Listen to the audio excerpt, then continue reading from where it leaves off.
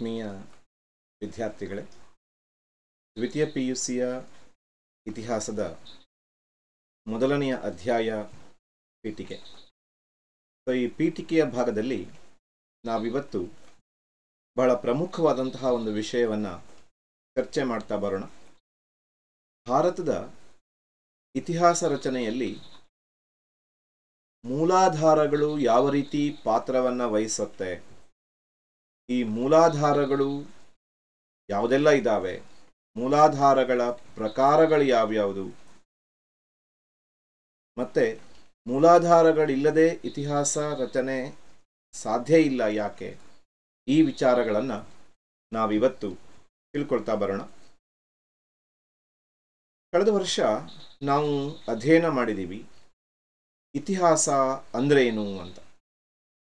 ಕಳೆದ ವರ್ಷ ನಾವು ಬೇರೆ ಬೇರೆ ವ್ಯಾಖ್ಯೆಗಳನ್ನು ನೋಡಿದ್ದೀವಿ. ಇತಿಹಾಸಕ್ಕೆ ಸಂಬಂಧಪಟ್ಟಂತಹ ಹಲವಾರು ವ್ಯಾಖ್ಯೆಗಳನ್ನು, ಬೇರೆ ಬೇರೆ ಇತಿಹಾಸಕಾರರು ಹೇಳಿದಂತಹ ವ್ಯಾಖ್ಯೆಗಳನ್ನು ಅಧ್ಯಯನ ಮಾಡಿದ್ದೀವಿ. ಒಟ್ಟಾರೆ ನಮಗೆ ಇತಿಹಾಸ ಅಂದರೆ ಏನು ಅಂತ ಅರ್ಥ ಆಗಿದೆ. ಇತಿಹಾಸ ಅಂತಂದರೆ ಗತಕಾಲದಲ್ಲಿ ನಡೆದು ಹೋದಂತಹ, ಗತಕಾಲ ಅಂದರೆ ಹಿಂದೆ ನಡೆದು ಹೋದಂತಹ ಘಟನೆಗಳ ದಾಖಲೆ, ಹಿಂದೆ ನಡೆದು ಹೋದಂತಹ ಅಥವಾ ಹಿಂದೆ ಗತಿಸಿ ಹೋದಂತಹ ಮಹತ್ವಪೂರ್ಣವಾದಂತಹ ಘಟನೆಗಳು. ಎಲ್ಲ ಘಟನೆಗಳೂ ಅಲ್ಲ, ಕೇವಲ ಮಹತ್ವಪೂರ್ಣವಾದಂತಹ ಘಟನೆಗಳು ಇತಿಹಾಸ ಅನ್ನೋದನ್ನು ನಾವು ಅರ್ಥ ಮಾಡ್ಕೊಂಡಿದ್ದೀವಿ. ಗತಕಾಲದಲ್ಲಿ ನಡೆದು ಹೋದಂತಹ ಮಹತ್ವಪೂರ್ಣವಾದಂತಹ ಘಟನೆಗಳ ದಾಖಲೆ ಅದು ಇತಿಹಾಸ ಅಂತ ಅನಿಸ್ಕೊಳ್ಳುತ್ತೆ. ಘಟನೆಗಳ ದಾಖಲೆ. ಈ ಗತಕಾಲದ ಘಟನೆಗಳೇನಿದ್ದಾವೆ, ಗತಕಾಲದ ಘಟನೆಗಳು, ಈ ಘಟನೆಗಳನ್ನು ನಾವು ಇವತ್ತು ಪುನರಾವರ್ತನೆ ಮಾಡಬಹುದಾ ಅನ್ನೋ ಪ್ರಶ್ನೆಯನ್ನು ಹಾಕ್ಕೊಂಡ್ರೆ, ಇದನ್ನು ಪುನರಾವರ್ತನೆ, ಹಿಂದೆ ನಡೆದು ಹೋದಂತಹ ಘಟನೆಗಳನ್ನು ಮತ್ತೆ ಪುನರಾವರ್ತನೆ ಮಾಡಬಹುದಾ ಈ ಕಾಲದಲ್ಲಿ ಅಂತಂದರೆ ಅದು ಸಾಧ್ಯ ಇಲ್ಲ. ಪುನರಾವರ್ತನೆ ಮಾಡೋದಕ್ಕೆ ಸಾಧ್ಯ ಇಲ್ಲ. ಹಾಗಾದರೆ ಇದನ್ನು ಪುನರ್ರಚನೆ ಮಾಡಬಹುದಾ, ಮತ್ತೆ ಅದನ್ನು ನಾವು ಪುನಃ ಸಂಘಟಿಸಬಹುದಾ, ಪುನರ್ರಚನೆ ಆಗುವಂತೆ ಮಾಡಬಹುದಾ, ರೀಕನ್ಸ್ಟ್ರಕ್ಟ್ ಮಾಡಬಹುದಾ ಅಂತ ಕೇಳಿದರೆ ಅದು ಕೂಡ ಸಾಧ್ಯ ಇಲ್ಲ. ಹಾಗೆ ಹಿಂದೆ ನಡೆದು ಹೋದಂತಹ ಘಟನೆಗಳ ಪುನರಾವರ್ತನೆ ಸಾಧ್ಯ ಇಲ್ಲ, ಪುನರಾವರ್ತನೆ ಮಾಡೋದಕ್ಕೆ ಸಾಧ್ಯ ಇಲ್ಲ. ಹಾಗೆ ಪುನರ್ರಚನೆ ಮಾಡುವುದಕ್ಕೂ ಸಾಧ್ಯವಿಲ್ಲ. ಹಾಗಾಗಿ ಗತಕಾಲದಲ್ಲಿ ನಡೆದು ಹೋದಂತಹ ಘಟನೆಗಳನ್ನು ಇತಿಹಾಸಕಾರರಾದವರು ಸೂಕ್ತವಾದಂತಹ ದಾಖಲೆಗಳ ಆಧಾರದ ಮೇಲೆಯೇ ಪುನರ್ರಚಿಸ್ತಾರೆ. ಹಾಗಾಗಿ ಇತಿಹಾಸದ ರಚನೆಗೆ ಆಧಾರಗಳು ಅತ್ಯವಶ್ಯಕ. ಹಾಗಾಗಿ ಪ್ರಸಿದ್ಧವಾದಂತಹ ಹೇಳಿಕೆಯೊಂದಿದೆ. ಅದೇನು ಅಂತ ಕೇಳಿದರೆ, ಆಧಾರವಿಲ್ಲದೆ ಇತಿಹಾಸವಿಲ್ಲ ಅಂತ. ಇದನ್ನು ನಾವು ಗಮನದಲ್ಲಿಟ್ಕೊಂಡಿರಬೇಕು ಈ ಭಾಗದಲ್ಲಿ. ಆಧಾರವಿಲ್ಲದೆ ಇತಿಹಾಸವಿಲ್ಲ. ನೀವು ಆಧಾರ ಇಲ್ಲದೆ ಹೋದರೆ ಇತಿಹಾಸ ಇಲ್ಲ ಅನ್ನೋದನ್ನು ನಾವು ನೆನಪಲ್ಲಿಟ್ಕೊಂಡಿರಬೇಕು. 2 ಅಂಕಕ್ಕೆ ಕೇಳ್ತಾರೆ, ಆಧಾರವಿಲ್ಲದೆ ಇತಿಹಾಸವಿಲ್ಲ ಯಾಕೆ ಅಂತ. ಆವಾಗ ನಾವು ಹೇಳಬೇಕಾದಂತಹ ವಿಷಯ ಏನು ಅಂತಂದರೆ, ಇತಿಹಾಸ ಅನ್ನೋದು ಹಿಂದೆ ನಡೆದು ಹೋದಂತಹ ಘಟನೆಗಳ ದಾಖಲೆಯಾಗಿರುತ್ತೆ. ಆ ದಾಖಲೆಗಳನ್ನು ಪುನರಾವರ್ತನೆ ಮಾಡೋದಕ್ಕೆ ಸಾಧ್ಯ ಇಲ್ಲ, ಪುನರ್ರಚನೆ ಮಾಡೋದಕ್ಕೆ ಸಾಧ್ಯವಿಲ್ಲ. ದಾಖಲೆಗಳ ಆಧಾರದ ಮೇಲೆಯೇ ಇತಿಹಾಸಕಾರ ಇತಿಹಾಸವನ್ನು ರಚಿಸ್ತಾನೆ. ಹಾಗಾಗಿ ಆಧಾರವಿಲ್ಲದೆ ಇತಿಹಾಸವಿಲ್ಲ ಅನ್ನೋದು ಬಹಳ ಪ್ರಮುಖವಾದಂತಹ ಒಂದು ವಿಚಾರ. ಹಾಗೆಯೇ ಲಭ್ಯವಿರುವಂತಹ ಆಧಾರಗಳೂ ಕಡಿಮೆ. ದೊರೆತಂತಹ ಆಧಾರಗಳ ಕಾಲನಿರ್ಣಯ ಮಾಡೋದು, ದೊರೆತಂತಹ ಆಧಾರಗಳ ಬೇರೆ ಬೇರೆ ಭಾಷೆಗಳನ್ನು, ಲಿಪಿಗಳನ್ನು ಅರ್ಥ ಮಾಡ್ಕೊಳ್ಳೋದು ಕೂಡ ಬಹಳ ಸಂಕೀರ್ಣವಾದಂತಹ ವಿಷಯ. ಹಾಗೆ ಇತಿಹಾಸಕಾರನ ಎದುರು ಹಲವಾರು ಸವಾಲುಗಳು ಕೂಡ ಇರುತ್ತೆ ಅನ್ನೋದನ್ನು ನಾವು ನೆನಪಲ್ಲಿ ಇಟ್ಕೊಂಡಿರಬೇಕು. ಲಭ್ಯವಿರುವಂತಹ ಆಧಾರಗಳನ್ನು ಆಧರಿಸಿ, ನಮಗೇನು ಆಧಾರಗಳು ಲಭ್ಯವಿದ್ದಾವೆ, ಗತಕಾಲದ ಘಟನೆಗಳ ಆಧಾರಗಳ ಲಭ್ಯತೆಯನ್ನು ಆಧರಿಸಿ ನಾವು ಇತಿಹಾಸ ಕಾಲವನ್ನು 2 ಭಾಗಗಳಾಗಿ ವಿಂಗಡಿಸ್ಕೋತೀವಿ. ಲಭ್ಯವಿರುವಂತಹ ಆಧಾರಗಳನ್ನು ಆಧರಿಸಿ ನಾವು 2 ಪ್ರಕಾರ ಮಾಡ್ಕೋತೀವಿ. ಯಾವ್ಯಾವುದು ಆ ಪ್ರಕಾರಗಳು ಅಂತ ನೋಡ್ತಾ ಬಂದರೆ, ಮೊದಲನೇದಾಗಿ ಇತಿಹಾಸ ಪೂರ್ವಕಾಲ ಅಂತ. ಇತಿಹಾಸ ಪೂರ್ವಕಾಲ. ಲಭ್ಯವಿರುವಂತಹ ದಾಖಲೆಗಳನ್ನು ಆಧರಿಸಿ ನಾವು ಎರಡು ಭಾಗ ಮಾಡ್ಕೋತೀವಿ. ಒಂದು ಇತಿಹಾಸ ಪೂರ್ವಕಾಲ, ಇನ್ನೊಂದು ಎರಡನೆಯ ಕಾಲ ಇತಿಹಾಸ ಕಾಲ ಅಂತ. ಈ ಎರಡು ಭಾಗಗಳಾಗಿ ನಾವು ವಿಂಗಡಿಸ್ಕೋತೀವಿ ಇತಿಹಾಸವನ್ನು. ಏನು ಇತಿಹಾಸ ಪೂರ್ವಕಾಲ ಅಂದರೆ ಏನು, ಇತಿಹಾಸ ಕಾಲ ಅಂದರೆ ಏನು ಅನ್ನುವ ಪ್ರಶ್ನೆ ನಮ್ಮೆಲ್ಲರಿಗೂ ಸಹಜವಾಗಿಯೇ ಕಾಡುತ್ತೆ. ಒಂದು ವ್ಯತ್ಯಾಸವನ್ನು ಸ್ಪಷ್ಟವಾಗಿ ನೆನಪಿಟ್ಕೊಳ್ಳಿ. ನಮಗೆ ಲಿಖಿತವಾದಂತಹ ದಾಖಲೆಗಳು ಸಿಗದೇ ಇರುವಂತಹ ಕಾಲ, ಲಿಖಿತ ದಾಖಲೆಗಳು ಲಭ್ಯವಿಲ್ಲದಂತಹ ಕಾಲ. ಮನುಷ್ಯ ಆಗಿನ್ನೂ ಬರವಣಿಗೆಯನ್ನು ರೂಢಿಸಿಕೊಂಡಿಲ್ಲ. ಹಾಗಾಗಿ ನಮಗೆ ಅತ್ಯಂತ ಪ್ರಾಚೀನ ಕಾಲದ ಇತಿಹಾಸವನ್ನು ತಿಳ್ಕೊಳ್ಳೋದಕ್ಕೆ ಯಾವುದೇ ಲಿಖಿತ ದಾಖಲೆಗಳು ನಮಗೆ ಸಿಗುವುದಿಲ್ಲ. ಲಿಖಿತ ದಾಖಲೆಗಳು ಸಿಗದ ಕಾಲ ಏನಿದೆ ಅಥವಾ ಲಭ್ಯವಿಲ್ಲದ ಕಾಲ ಏನಿದೆ, ಈ ಕಾಲವನ್ನೇ ನಾವು ಇತಿಹಾಸ ಪೂರ್ವಕಾಲ ಅಂತ ಕರಿತೀವಿ. ನೆನಪಲ್ಲಿಟ್ಕೊಂಡಿರಬೇಕಾದ ಅಂಶ ಏನು ಅಂತಂದರೆ, ಇತಿಹಾಸ ಪೂರ್ವಕಾಲ ಅಂತಂದರೆ ಲಿಖಿತ ದಾಖಲೆಗಳು ಲಭ್ಯವಿಲ್ಲದ ಕಾಲ, ಅದು ಇತಿಹಾಸ ಪೂರ್ವಕಾಲ. ಹಾಗಾದರೆ ಇತಿಹಾಸ ಕಾಲ ಅಂದರೆ ಏನು? ಸುಲಭವಾಗಿ ನೀವು ಊಹಿಸ್ತೀರಾ ಅಥವಾ ನಿಖರವಾಗಿಯೇ ಹೇಳ್ತೀರಾ? ಮನುಷ್ಯ ಬರವಣಿಗೆಯನ್ನು ಕಲಿತ ಮೇಲೆ ನಮಗೆ ಲಿಖಿತ ಆಧಾರಗಳು ಲಭ್ಯವಾಗಲಿಕ್ಕೆ ಆರಂಭವಾದವು. ಯಾವಾಗ ಲಿಖಿತ ಆಧಾರಗಳು ನಮಗೆ ಸಿಗಲಿಕ್ಕೆ ಆರಂಭವಾದವೋ, ಲಭ್ಯವಾದವೋ, ಆ ಕಾಲವನ್ನು ನಾವು ಇತಿಹಾಸ ಕಾಲ ಅಂತ ಕರಿತೀವಿ. ಈ ವ್ಯತ್ಯಾಸವನ್ನು ಗಮನದಲ್ಲಿಟ್ಕೊಂಡಿರಿ. ಲಭ್ಯವಿರುವಂತಹ ಆಧಾರಗಳನ್ನಾಧರಿಸಿ ಎರಡು ಪ್ರಕಾರ: ಇತಿಹಾಸ ಪೂರ್ವಕಾಲ, ಇತಿಹಾಸ ಕಾಲ. ಲಿಖಿತ ದಾಖಲೆಗಳು ಲಭ್ಯವಿಲ್ಲದ ಕಾಲ ಇತಿಹಾಸ ಪೂರ್ವಕಾಲ. ಲಿಖಿತ ದಾಖಲೆಗಳು ಲಭ್ಯವಿದ್ದರೆ ಆ ಕಾಲವೇ ಇತಿಹಾಸ ಕಾಲ ಅಂತ.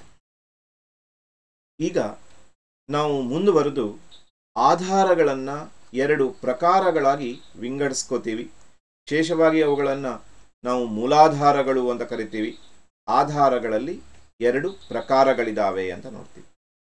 ಯಾವ ಎರಡು ಪ್ರಕಾರಗಳಿದ್ದಾವೆ ಆಧಾರಗಳಲ್ಲಿ ಅಂತ ನೋಡ್ತಾ ಬಂದರೆ, ಮೊದಲನೆಯ ಆಧಾರದಲ್ಲಿ ನಾವು ನೋಡ್ತೀವಿ ಪುರಾತತ್ವ ಆಧಾರ ಅಂತ. ಪುರಾತತ್ವ ಆಧಾರ ಅಥವಾ ಈ ಪುರಾತತ್ವ ಆಧಾರಕ್ಕೆ ಪ್ರಾಕ್ತನ ಆಧಾರ ಅಂತ ಕೂಡ ಕರೀತಾರೆ. ಇಂಗ್ಲಿಷ್ನಲ್ಲಿ ಆರ್ಕಿಯಾಲಜಿಕಲ್ ಸೋರ್ಸಸ್ ಅಂತ ಕರೀತಾರೆ. ಇನ್ನೊಂದು ಪ್ರಕಾರ ಯಾವುದು ಅಂತ ಕೇಳಿದರೆ ಸಾಹಿತ್ಯಾಧಾರ ಅಂತ. ಅಲ್ಲಿಗೆ ಆಧಾರಗಳಲ್ಲಿ ಎರಡು ಪ್ರಕಾರ: ಒಂದು ಪುರಾತತ್ವ ಆಧಾರ, ಇನ್ನೊಂದು ಸಾಹಿತ್ಯಾಧಾರ. ಪುರಾತತ್ವ ಆಧಾರಗಳಲ್ಲಿ ಮತ್ತೆ 5 ಪ್ರಕಾರಗಳನ್ನು ನಾವು ಗಮನಿಸ್ತೀವಿ. ಏನು ಪುರಾತತ್ವ ಆಧಾರಗಳಿದ್ದಾವೆ ಅದರಲ್ಲಿ ಮತ್ತೆ 5 ಪ್ರಕಾರಗಳನ್ನು ನಾವು ಉಲ್ಲೇಖಿಸ್ತಾ ಬರ್ತೀವಿ. ಯಾವ್ಯಾವುದು ಆ 5 ಆಧಾರಗಳು ಅಂತ ನೋಡ್ತಾ ಬಂದರೆ ಒಂದೊಂದಾಗಿ ನಾವು ಗಮನಿಸ್ತಾ ಬರೋಣ. ಪುರಾತತ್ವ ಆಧಾರಗಳ 5 ಪ್ರಕಾರಗಳು.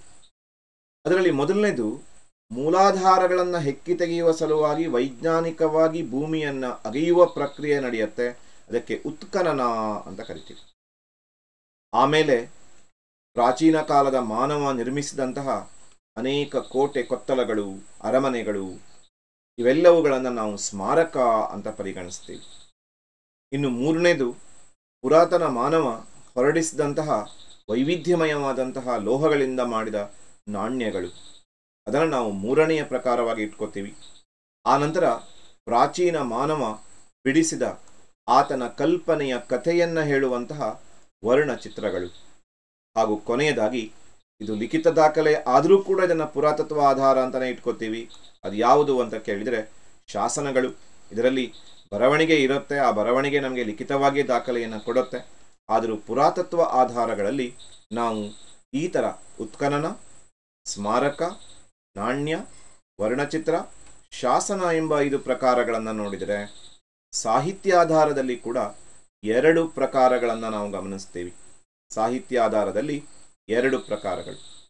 ಒಂದು ದೇಶೀಯ ಸಾಹಿತ್ಯ ಅಂತ. ದೇಶೀಯ ಸಾಹಿತ್ಯ ಅಂದರೆ ದೇಶದ ಬರಹಗಾರರು ಬರೆದಂತಹ ಸಾಹಿತ್ಯ. ಇನ್ನೊಂದು ವಿದೇಶಿ ಬರವಣಿಗೆಗಳು. ಹೀಗೆ 2 ಪ್ರಕಾರವನ್ನು ನಾವು ಸಾಹಿತ್ಯಾಧಾರದಲ್ಲಿ ನೋಡ್ತೀವಿ. ದೇಶೀಯ ಲೇಖಕರು ಬರೆದಂತಹ ಬರವಣಿಗೆಗಳು ಅಥವಾ ನಮ್ಮ ದೇಶದಲ್ಲಿ ಲಭ್ಯವಾಗಿರುವಂತಹ ಆಧಾರಗಳೇನಿದ್ದಾವೆ ಅದು ದೇಶೀಯ ಸಾಹಿತ್ಯ. ಭಾರತಕ್ಕೆ ಬಂದಂತಹ ಹಲವಾರು ವಿದೇಶಿಗರು ನಮಗೆ ಅನೇಕ ದಾಖಲೆಗಳನ್ನು ಬರವಣಿಗೆಗಳ ರೂಪದಲ್ಲಿ ಕೊಟ್ಟಿದ್ದಾರೆ. ಅದು ವಿದೇಶಿ ಬರವಣಿಗೆಗಳು, ಫಾರಿನ್ ಅಕೌಂಟ್ಸ್ ಅಂತ ನೋಡ್ತೀವಿ. ನಾವು ಈ ಭಾಗದಲ್ಲಿ ಪುರಾತತ್ವ ಆಧಾರಗಳ ಬೇರೆ ಬೇರೆ ಪ್ರಕಾರಗಳನ್ನು ಸಂಕ್ಷಿಪ್ತವಾಗಿ ಅಧ್ಯಯನ ಮಾಡ್ತಾ ಬರೋಣ. ಮೊದಲು ಪ್ರಾಕ್ತನ ಆಧಾರ ಅಥವಾ ಪುರಾತತ್ವ ಆಧಾರ ಅಂದರೆ ಏನು ಅನ್ನೋದನ್ನು ನಾವು ಗಮನಿಸಬೇಕು.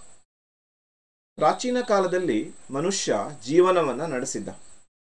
ಆತ ತನ್ನ ಜೀವನದುದ್ದಕ್ಕೂ ಅನೇಕ ಚಟುವಟಿಕೆಗಳನ್ನು ಕೂಡ ನಡೆಸಿದ್ದ. ಬೇರೆ ಬೇರೆ ಚಟುವಟಿಕೆಗಳು, ತನ್ನ ಜೀವನಕ್ಕಾಗಿ, ತನ್ನ ಜೀವನದ ಏಳಿಗೆಗಾಗಿ ಹಲವಾರು ಚಟುವಟಿಕೆಗಳನ್ನು ನಡೆಸಿದ್ದ. ಹಾಗಾಗಿ ಪ್ರಾಚೀನ ಮಾನವನ ಜೀವನ, ಏನು ಮನುಷ್ಯ ಜೀವನವನ್ನು ನಡೆಸಿದ್ದ, ಪ್ರಾಚೀನ ಮನುಷ್ಯ ಚೆನ್ನಾಗಿಯೇ ಬದುಕಿ ಬಾಳಿದ್ದ, ಅನೇಕ ಸಂಶೋಧನೆಗಳನ್ನು ಕೂಡ ಮಾಡಿದ್ದ. ಆ ಪ್ರಾಚೀನ ಮಾನವನ ಜೀವನ ಮತ್ತು ಚಟುವಟಿಕೆ, ಆತನ ಜೀವನ ಅತ್ಯಂತ ಚಟುವಟಿಕೆಯಿಂದ ಕೂಡಿತ್ತು. ಆ ಚಟುವಟಿಕೆಗಳು, ಆತ ನಡೆಸಿದಂತಹ ಜೀವನ, ಆತ ಶೋಧಿಸಿದಂತಹ ಅನೇಕ ಸಂಶೋಧನೆಗಳು ಇವತ್ತು ಅವಶೇಷಗಳ ರೂಪದಲ್ಲಿ ಲಭ್ಯವಿದೆ. ಪ್ರಾಚೀನ ಮಾನವನ ಜೀವನ ಮತ್ತು ಚಟುವಟಿಕೆಗಳ ಅವಶೇಷಗಳನ್ನು ಪ್ರಾಕ್ತನ ಆಧಾರ ಅಂತ ಕರಿತೀವಿ.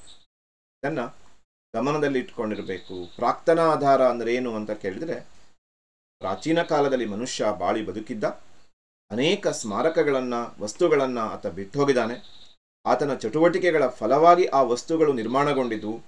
ಅವೆಲ್ಲ ಹೇಗೆ ಲಭ್ಯವಿದೆ ಅಂತ ಕೇಳಿದರೆ ಇವತ್ತು ಅವಶೇಷಗಳ ರೂಪದಲ್ಲಿ ಲಭ್ಯವಿದೆ ಅಂತ ನೋಡ್ತೀವಿ. ಅದನ್ನೇ ಪ್ರಾಕ್ತನ ಆಧಾರ ಅಂತ ಕರೀತಾರೆ. ಉದಾಹರಣೆಗೆ ನಾವೊಂದೆರಡು ಉದಾಹರಣೆಯನ್ನು ಕೂಡ ಕೊಟ್ಟರೆ ಬಹಳ ಅರ್ಥ ಆಗತ್ತೆ ಅನ್ಕೋತೀನಿ. ಪ್ರಾಚೀನ ಮಾನವ ಪ್ರಾಣಿಗಳನ್ನು ಬೇಟೆಯಾಡುವುದಕ್ಕಾಗಿ ಅನೇಕ ಆಯುಧಗಳನ್ನು ಸಂಶೋಧನೆ ಮಾಡಿದ್ದ. ಆ ಆಯುಧಗಳು ಇವತ್ತು ಅವಶೇಷಗಳ ರೂಪದಲ್ಲಿ ಲಭ್ಯ ಇದೆ. ಅನೇಕ ಆಭರಣಗಳನ್ನು, ಅಲಂಕಾರಕ್ಕೆ ಆತ ಆಭರಣಗಳನ್ನು ತಯಾರಿಸಿದ್ದ, ಇವು ಲಭ್ಯವಿದೆ. ಅನೇಕ ಆಟಿಕೆಗಳನ್ನು ತಯಾರಿಸಿದ್ದ, ಈ ಆಟಿಕೆಗಳು ಇವತ್ತು ಲಭ್ಯವಿದ್ದಾವೆ. ಆಭರಣಗಳು, ಆಯುಧಗಳು, ಆಟಿಕೆಗಳು, ಅನೇಕ ಸ್ಮಾರಕಗಳನ್ನು ನಿರ್ಮಿಸಿದ್ದ, ಆತ ಕಟ್ಟಡಗಳನ್ನು ಕಟ್ಟಿದ್ದ, ರಸ್ತೆಗಳನ್ನು ನಿರ್ಮಿಸಿದ್ದ. ಇವೆಲ್ಲವುಗಳು ಕೂಡ ಇವತ್ತು ಅವಶೇಷಗಳ ರೂಪದಲ್ಲಿ ಲಭ್ಯವಿದೆ. ಇದನ್ನೇ ಪ್ರಾಕ್ತನ ಆಧಾರ ಅಂತ ಕರಿತೀವಿ.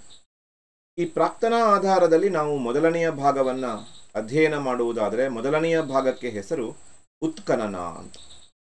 ಉತ್ಖನನ ಅಂದರೆ ಏನು ಅನ್ನೋದಾಗಿ ಅನೇಕ ಸಲ ಕೇಳಿದ್ದಾರೆ. ಉತ್ಖನನ ಅಂತಂದರೆ ಭೂಮಿಯ ಅಡಿಗೆ ಅವಶೇಷಗಳು ಇದ್ದಾವೆ. ಭೂಮಿಯ ಅಡಿಯಲ್ಲಿರುವಂತಹ ಅವಶೇಷಗಳು ಅಥವಾ ಭೂಮಿಯ ಅಡಿಯಲ್ಲಿ ಹುದುಗಿ ಹೋಗಿರುವಂತಹ ಆಧಾರಗಳು, ಭೂಮಿಯ ಅಡಿಯಲ್ಲಿರುವಂತಹ ಮೂಲಾಧಾರಗಳು, ಮಾನವನ ಜೀವನ ಮತ್ತು ಚಟುವಟಿಕೆಯ ಫಲವಾಗಿ ಮಣ್ಣಿನಡಿ ಆಗಿ ಹೋಗಿರುವಂತಹ ಅವಶೇಷಗಳು. ಭೂಮಿಯ ಅಡಿಯಲ್ಲಿರುವಂತಹ ಮೂಲಾಧಾರಗಳನ್ನು ಹೆಕ್ಕಿ ತೆಗೀಬೇಕು. ಅದಕ್ಕೆ ಒಂದು ಚೂರು ಕೂಡ ಯಾವುದೇ ರೀತಿಯಿಂದ ತೊಂದರೆ ಆಗಬಾರ್ದು. ಆ ಹೆಕ್ಕಿ ತೆಗೆಯಲು ನಡೆಸುವಂತಹ ವೈಜ್ಞಾನಿಕವಾದಂತಹ ಭೂ ಅಗೆತ, ವ್ಯಾಖ್ಯೆಯನ್ನು ಹಾಗೆಯೇ ನೆನಪಿಟ್ಕೊಳ್ಬೇಕು. ತೆಗೆಯಲು ನಡೆಸುವಂತಹ ವೈಜ್ಞಾನಿಕವಾದಂತಹ ಅಗೆತ. ಯಾಕೆ ಅಂದರೆ ನಮಗೆ ಆ ಭೂಮಿಯ ಅಡಿಯಲ್ಲಿರುವಂತಹ ಅವಶೇಷಗಳು ನಾಶ ಆಗಬಾರ್ದು. ವೈಜ್ಞಾನಿಕ ಭೂ ಅಗೆತ ಏನಿದೆ, ಆ ವೈಜ್ಞಾನಿಕ ಭೂ ಅಗೆತವನ್ನೇ ಏನಂತ ಕರೀತಾರೆ ಅಂತ ಕೇಳಿದರೆ ಉತ್ಖನನ ಅಂತ ಕರೀತಾರೆ. ನೆಕ್ಸ್ಟ್ ಸಲ ಕೇಳಿದ್ದಾರೆ ಉತ್ಖನನ ಎಂದರೇನು ಅಂತ. ಆ ಸಂದರ್ಭದಲ್ಲಿ ನಾವು ಬರೀಬೇಕಾದಂಥದ್ದು, ಭೂಮಿಯ ಅಡಿಯಲ್ಲಿ ಅವಶೇಷಗಳ ರೂಪದಲ್ಲಿ ಮೂಲಾಧಾರಗಳಿದ್ದಾವೆ. ಆ ಮೂಲಾಧಾರಗಳನ್ನು ನಾವು ಹೆಕ್ಕಿ ಹೆಕ್ಕಿ ತೆಗಿಬೇಕು. ಅದಕ್ಕಾಗಿ ನಡೆಸುವಂತಹ ವೈಜ್ಞಾನಿಕವಾದಂತಹ ಭೂ ಅಗೆತ, ಸೈಂಟಿಫಿಕ್ ಡಿಗ್ಗಿಂಗ್ ಅಂತ ಕರೀತಾರೆ. ಈ ಉತ್ಖನನ ಯಾವಾಗ ಅತ್ಯಂತ ಪ್ರಾಮುಖ್ಯತೆಯನ್ನು ಪಡ್ಕೊಳ್ಳುತ್ತೆ ಅಂತ ಕೇಳಿದರೆ, ನಮಗೆ ಯಾವಾಗ ಲಿಖಿತ ದಾಖಲೆಗಳು ಸಿಗುವುದಿಲ್ವೋ ಆಗ ಉತ್ಖನನ ಬಹಳ ಪ್ರಮುಖವಾದಂತಹ ಆಧಾರ ಆಗಿರುತ್ತೆ. ಇದು ಉತ್ಖನನದ ಮಹತ್ವಪೂರ್ಣವಾದಂತಹ ಒಂದು ಅಂಶ. ಉದಾಹರಣೆಗಾಗಿ ಸಿಂಧೂ ನಾಗರಿಕತೆಯನ್ನು ನಾವು ಅಧ್ಯಯನ ಮಾಡಲಿಕ್ಕೆ ನಮಗೆ ಯಾವುದೇ ಲಿಖಿತ ದಾಖಲೆಗಳಿಲ್ಲ. ಆಗ ಅನಿವಾರ್ಯವಾಗಿ ಅಲ್ಲಿ ಉತ್ಖನನವೇ ನಮಗೆ ದಾಖಲೆಯನ್ನು ಒದಗಿಸಿಕೊಡುತ್ತೆ. ಉತ್ಖನನದ ಮೂಲಕವಾಗಿಯೇ ಹರಪ್ಪ, ಮಹೇಂಜೋದಾರೋ, ಲೋಥಾಲ್, ಕಾಲಿಬಂಗಾನ್ ಇವೆಲ್ಲ ಶೋಧಗೊಂಡುವು ಅಂತ ನೋಡ್ತೀವಿ. ಹಾಗೆಯೇ ಇವತ್ತು ಭಾರತದ ಅನೇಕ ಕಡೆ ಉತ್ಖನನಗಳಿಂದ ಅನೇಕ ಮೂಲಾಧಾರಗಳು ಸಿಕ್ಕಿದ್ದಾವೆ. ಉದಾಹರಣೆಗೆ ನೋಡೋದಾದರೆ ಭಾರತದ ಚಂದ್ರಗಿರಿಯಲ್ಲಿ ನಡೆದಂತಹ ಉತ್ಖನನ, ಹಾಗೆಯೇ ಭಾರತದ ಮಧುರೈನಲ್ಲಿ ನಡೆದಂತಹ ಉತ್ಖನನ, ಹಾಗೆಯೇ ಭಾರತದ ಹಂಪಿಯಲ್ಲಿ ನಡೆದಂತಹ ಉತ್ಖನನ, ಚಂದ್ರಗಿರಿ, ಮಧುರೈ, ಹಂಪಿ, ತಿರುನೆಲ್ವೇಲಿ, ಹಳೆಯ ಶಿಲಾಯುಗದ ಮತ್ತು ಹೊಸ ಶಿಲಾಯುಗದ ಅನೇಕ ಕುರುಹುಗಳು ಈ ತಿರುನೆಲ್ವೇಲಿಯಲ್ಲಿ ದೊರಕಿದಾವೆ ಅಂತ ನೋಡ್ತೀವಿ. ತಿರುನೆಲ್ವೇಲಿ ಇಲ್ಲಿ ಸಿಕ್ಕಿದಾವೆ. ಅಲ್ಲಿಗೆ ಚಂದ್ರಗಿರಿ, ಹಂಪಿ, ತಿರುನೆಲ್ವೇಲಿ, ಅರ್ಕಮೇಡು ಹೀಗೆ ಅನೇಕ ಕಡೆ ಉತ್ಖನನಗಳು ನಡೆದು ಆ ಅನೇಕ ಪ್ರಾಚೀನ ಅವಶೇಷಗಳು ಸಿಕ್ಕಿದಾವೆ. ಮಣ್ಣಿನ ಅಡಿಯಲ್ಲಿಯೇ ಕೂತು ಹೋಗಿದ್ದಂತಹ ನಳಂದ ವಿಶ್ವವಿದ್ಯಾಲಯ ಇದು ಕೂಡ ಉತ್ಖನನದ ಮೂಲಕ ನಮಗೆ ದೊರಕಿದೆ ಅಂತ ನೋಡ್ತೀವಿ. ಹೀಗೆ ಉತ್ಖನನ ಭಾರತದ ಇತಿಹಾಸವನ್ನು ಪುನರ್ರಚನೆ ಮಾಡುವಲ್ಲಿ ಬಹಳ ಪ್ರಮುಖವಾದಂತಹ ಪಾತ್ರವನ್ನು ವಹಿಸಿದೆ. ಜಗತ್ತಿನಲ್ಲಿ ಬರೀ ಭಾರತಕ್ಕಷ್ಟೇ ಅಲ್ಲ, ಜಗತ್ತಿನಲ್ಲಿಯೇ ಅತ್ಯಂತ ದೊಡ್ಡ ಹಿಂದೂ ದೇವಾಲಯ ಅನಿಸಿಕೊಂಡಿರುವಂತಹ ಅಂಕುರ್ ವಾಟ್ ದೇವಾಲಯ ಕಾಂಬೋಡಿಯಾ ದೇಶದಲ್ಲಿ ಇರುವಂತಹ, ನೀವು ಚಿತ್ರದಲ್ಲಿ ಕೂಡ ನೋಡ್ತಾ ಇದ್ದೀರಿ, ಈ ಅಂಕುರ್ ವಾಟ್ ದೇವಾಲಯ ಕಾಂಬೋಡಿಯಾದಲ್ಲಿ ಭೂಮಿಯ ಅಡಿಗೆ ಹುದುಗಿ ಹೋಗಿದ್ದಂತಹ ಈ ದೇವಾಲಯ ಉತ್ಖನನದ ಮೂಲಕವಾಗಿಯೇ ಜಗತ್ತಿಗೆ ಪರಿಚಯಗೊಂಡಿತು. ಕೇವಲ ಪರಿಚಯಗೊಂಡಿದ್ದು ಮಾತ್ರ ಅಲ್ಲ, ಜಗತ್ತಿನ ಅತಿ ದೊಡ್ಡ ಹಿಂದೂ ದೇವಾಲಯ ಎನ್ನುವ ಕೀರ್ತಿಗೆ ಈ ಕಾಂಬೋಡಿಯಾದ ಅಂಕುರ್ ವಾಟ್ ದೇವಾಲಯ ತನ್ನ ಹಿರಿಮೆಯನ್ನು ಪಡ್ಕೊಳ್ತು ಅಂತ ನೋಡ್ಕೋತೀವಿ. ಹಾಗೇನೆ ಜಾವಾದಲ್ಲಿ ಕೂಡ ಒಂದು ಉತ್ಖನನ ನಡೀತು. ಆ ಉತ್ಖನನದ ಫಲವಾಗಿ ಬೋರೋಬುದುರ್ ಎನ್ನುವಲ್ಲಿ ಪ್ರಾಚೀನ ಬೌದ್ಧ ಸ್ತೂಪ ಪತ್ತೆಯಾಯಿತು ಅಂತ ನೋಡ್ತೀವಿ. ಆ ಸ್ತೂಪದ ಚಿತ್ರವನ್ನು ಕೂಡ ನಾವಿಲ್ಲಿ ಗಮನಿಸ್ತಾ ಇದ್ದೀವಿ. ಬೋರೋಬದುರ್ನಲ್ಲಿ ಸ್ತೂಪ ದೊರೆಯಿತು ಜಾವಾದಲ್ಲಿ ಅಂತ. ಹೀಗೆ ಭಾರತದಲ್ಲಿ ಮಾತ್ರ ಅಲ್ಲ, ವಿಶ್ವದ ಅನೇಕ ಕಡೆ ಈ ಉತ್ಖನನಗಳಿಂದ ಅನೇಕ ಆಧಾರಗಳು ದೊರೆಯುವಂತಾಯಿತು ಅಂತ ನೋಡ್ತೀವಿ. ಹೀಗೆ ದೊರೆತಂತಹ ವಸ್ತುವಿನ ಪ್ರಾಚೀನ ಅವಶೇಷಗಳ ಕಾಲವನ್ನು ಕಾರ್ಬನ್ 14 ವಿಧಾನ ಹಾಗೂ ಪೊಟ್ಯಾಷಿಯಂ ವಿಧಾನಗಳ ಮೂಲಕವಾಗಿ ಅದರ ಕಾಲವನ್ನು ನಿರ್ಣಯಿಸುವಂತಹ ಒಂದು ಪದ್ಧತಿಯನ್ನು ಕೂಡ ಇತ್ತೀಚೆಗೆ ಅಭಿವೃದ್ಧಿಗೊಳಿಸಲಾಗಿದೆ. ಈ ಪೊಟ್ಯಾಷಿಯಂ ವಿಧಾನ ಮತ್ತು ಕಾರ್ಬನ್ 14 ವಿಧಾನದ ಮೂಲಕವಾಗಿ ದೊರೆತಂತಹ ವಸ್ತುವಿನಲ್ಲಿ ಉಳಿದುಕೊಂಡಿರುವಂತಹ ಕಾರ್ಬನ್ನಿನ ಪರಮಾಣುಗಳ ಸಂಖ್ಯೆಯನ್ನಾಧರಿಸಿ ಕಾಲನಿರ್ಣಯ ಮಾಡುವಂತಹ ಪದ್ಧತಿಯನ್ನು ಕೂಡ ಇತ್ತೀಚೆಗೆ ವೈಜ್ಞಾನಿಕವಾಗಿ ರೂಢಿಸಿಕೊಳ್ಳಲಾಗಿದೆ. ಇದರಿಂದ ದೊರೆತಂತಹ ವಸ್ತುವಿನ ಕಾಲವನ್ನು ಕೂಡ ನಿರ್ಣಯಿಸಲಿಕ್ಕೆ ಸಾಧ್ಯ ಆಗಿದೆ ಅಂತ ನೋಡ್ತೀವಿ. ಇನ್ನು ಎರಡನೆಯ ಒಂದು ಪ್ರಕಾರಕ್ಕೆ ಬರುವುದಾದರೆ ನಾವಿಲ್ಲಿ ನಾಣ್ಯಗಳನ್ನು ನೋಡೋಣ, ಆಮೇಲೆ ನಾವು ಸ್ಮಾರಕಗಳ ಕಡೆಗೆ ಹೋಗೋಣ. ಎರಡನೆಯ ಆಧಾರವಾಗಿ ಅಥವಾ ಪ್ರಾಕ್ತನ ಆಧಾರಗಳ ಪ್ರಕಾರಗಳಾಗಿ ನಾಣ್ಯಗಳು. ನಾವಿಲ್ಲಿ ಒಂದು ನಾಣ್ಯವನ್ನು ಗಮನಿಸ್ತಾ ಇದ್ದೀವಿ. ಪ್ರಾಚೀನ ಕಾಲದಲ್ಲಿ ದೊರಕಿದಂತಹ ನಾಣ್ಯ, ವಿಶೇಷವಾಗಿ ಗುಪ್ತರ ಅತ್ಯಂತ ಪ್ರಸಿದ್ಧ ದೊರೆಯಾಗಿರುವಂತಹ ಸಮುದ್ರಗುಪ್ತನಿಗೆ ಸಂಬಂಧಪಟ್ಟಂತಹ ನಾಣ್ಯವನ್ನು ನಾವಿಲ್ಲಿ ಗಮನಿಸ್ತಾ ಇದ್ದೀವಿ. ಈ ನಾಣ್ಯಗಳನ್ನು ವೈಜ್ಞಾನಿಕವಾಗಿ ಅಧ್ಯಯನ ಮಾಡುವಂತಹ ಒಂದು ಶಾಸ್ತ್ರವೇ ಇದೆ. ಆ ನಾಣ್ಯಗಳ ಅಧ್ಯಯನ ಶಾಸ್ತ್ರ ಏನಿದೆ, ನಾಣ್ಯಗಳ ಅಧ್ಯಯನ, ಅನೇಕ ಸಲ ಕೇಳಿದ್ದಾರೆ. ಈ ನಾಣ್ಯಗಳ ಅಧ್ಯಯನವನ್ನು ನಾಣ್ಯಶಾಸ್ತ್ರ ಅಂತ ಕರೀತಾರೆ. ಇದನ್ನು ನೇರವಾಗಿ ಕೂಡ ಕೇಳ್ತಾರೆ, ನಾಣ್ಯಶಾಸ್ತ್ರ ಎಂದರೇನು ಅಂತ. ಆಗ ನಾವು ಹೇಳಬೇಕಾದಂತಹ ವಿಚಾರ ಏನು ಅಂತ ಕೇಳಿದರೆ, ನಾಣ್ಯಗಳ ಅಧ್ಯಯನವೇ ನಾಣ್ಯಶಾಸ್ತ್ರ. ಇಂಗ್ಲಿಷ್ನಲ್ಲಿ ಕೂಡ ಕೆಲವೊಮ್ಮೆ ನೇರವಾಗಿ ಕೇಳಿಬಿಡ್ತಾರೆ, ಹಾಗೆ ನೆನಪಲ್ಲಿಟ್ಟುಕೊಂಡಿರಿ, ನ್ಯೂಮೆಸ್ಮ್ಯಾಟಿಕ್ಸ್. ಇಂಗ್ಲಿಷ್ನಲ್ಲಿ ನ್ಯೂಮೆಸ್ಮ್ಯಾಟಿಕ್ಸ್ ಅಂತ ಕರೀತಾರೆ. ನ್ಯೂಮೆಸ್ಮ್ಯಾಟಿಕ್ಸ್ ಎಂದರೇನು ಅಂತ ಕೂಡ ಕೇಳ್ಬೋದು. ನ್ಯೂಮೆಸ್ಮ್ಯಾಟಿಕ್ಸ್ ಅಂದರೆ ನಾಣ್ಯಗಳ ಅಧ್ಯಯನ ಅಂತ. ನಾಣ್ಯಗಳು ನಮಗೆ ಅನೇಕ ಇತಿಹಾಸವನ್ನು ಹೇಳುತ್ತೆ. ಉದಾಹರಣೆಗಾಗಿ ನಾಣ್ಯಗಳನ್ನು ಗಮನಿಸಿದರೆ, ಈ ನಾಣ್ಯಗಳಲ್ಲಿ ನಾವು ಈ ಭಾಗದಲ್ಲಿ ಲಿಪಿಯನ್ನು ಗಮನಿಸ್ತಾ ಇದ್ದೀವಿ. ಆ ಕಾಲದ ಲಿಪಿ ಹೇಗಿತ್ತು ಅಂತ ಗೊತ್ತಾಗುತ್ತೆ. ಆ ನಂತರದಲ್ಲಿ ಇಲ್ಲಿ ಅನೇಕ ಚಿತ್ರಗಳನ್ನು ಗಮನಿಸ್ತೀವಿ. ಈ ಚಿತ್ರಗಳು ಆ ಕಾಲದ ಧರ್ಮವನ್ನ, ರಾಜನ ಬಿರುದನ್ನ, ರಾಜನ ಲಾಂಛನವನ್ನ ಕೂಡ ಹೇಳುತ್ತೆ. ಜೊತೆಯಲ್ಲಿ ರಾಜನ ವ್ಯಕ್ತಿಚಿತ್ರವನ್ನ ಕೊಡುವಲ್ಲಿ ಕೂಡ ಈ ನಾಣ್ಯಗಳು ನಮಗೆ ಸಹಾಯ ಮಾಡುತ್ತೆ ಅಂತ ನೋಡ್ತೀವಿ. ಜೊತೆಯಲ್ಲಿ ಈ ಸಮುದ್ರಗುಪ್ತನ ನಾಣ್ಯಗಳಲ್ಲಿ ಆತ ವೀಣೆಯನ್ನು ನುಡಿಸ್ತಾ ಇರುವಂತಹ ನಾಣ್ಯಗಳು ಕೂಡ ಇದೆ. ಹಾಗಾಗಿ ಅವನೊಬ್ಬ ಸಂಗೀತಗಾರನಾಗಿದ್ದ, ಸಂಗೀತದಲ್ಲಿ ಅಭಿರುಚಿ ಇತ್ತು ಅನ್ನೋ ವಿಚಾರ ಗೊತ್ತಾಗುತ್ತೆ. ಒಟ್ಟಾರೆ ನಾಣ್ಯಗಳು ನಮಗೆ ಅಂದಿನ ಕಾಲದ ಲಿಪಿ ಹೇಗಿತ್ತು ಅಂತ ಹೇಳ್ಕೊಡುತ್ತೆ. ನಾಣ್ಯಗಳು ಅಂದಿನ ಕಾಲದ ಲೋಹವಿದ್ಯೆ ಹೇಗಿತ್ತು ಅಂತ ಹೇಳ್ಕೊಡುತ್ತೆ. ಯಾವ ರೀತಿಯಾಗಿ ಅವರು ನಾಣ್ಯಗಳನ್ನು ತಯಾರು ಮಾಡಿದ್ರು, ಲೋಹವಿದ್ಯೆ ಹೇಗಿತ್ತು. ಆಮೇಲೆ ನಾಣ್ಯಗಳಲ್ಲಿ ನಾವು ಬಿರುದು ಬಾವಲಿಗಳು, ರಾಜನ ಬಿರುದುಗಳನ್ನು ಗುರುತಿಡಿಬಹುದು. ಆಮೇಲೆ ಈ ನಾಣ್ಯಗಳು ಒಂದು ದೇಶದ ನಾಣ್ಯ ಇನ್ನೊಂದು ದೇಶದಲ್ಲಿ ಸಿಕ್ಕಿದರೆ ಆಗ ನಮಗೆ ವ್ಯಾಪಾರ ಸಂಬಂಧಗಳು ಹೇಗಿತ್ತು ಅಂತ ಹೇಳಲಿಕ್ಕಾಗತ್ತೆ. ಇವುಗಳ ಜೊತೆಯಲ್ಲಿ ನಾಣ್ಯಗಳು ನಮಗೆ ಅಂದಿನ ಆರ್ಥಿಕ ಸ್ಥಿತಿಯನ್ನು ಕೂಡ ಹೇಳುತ್ತೆ.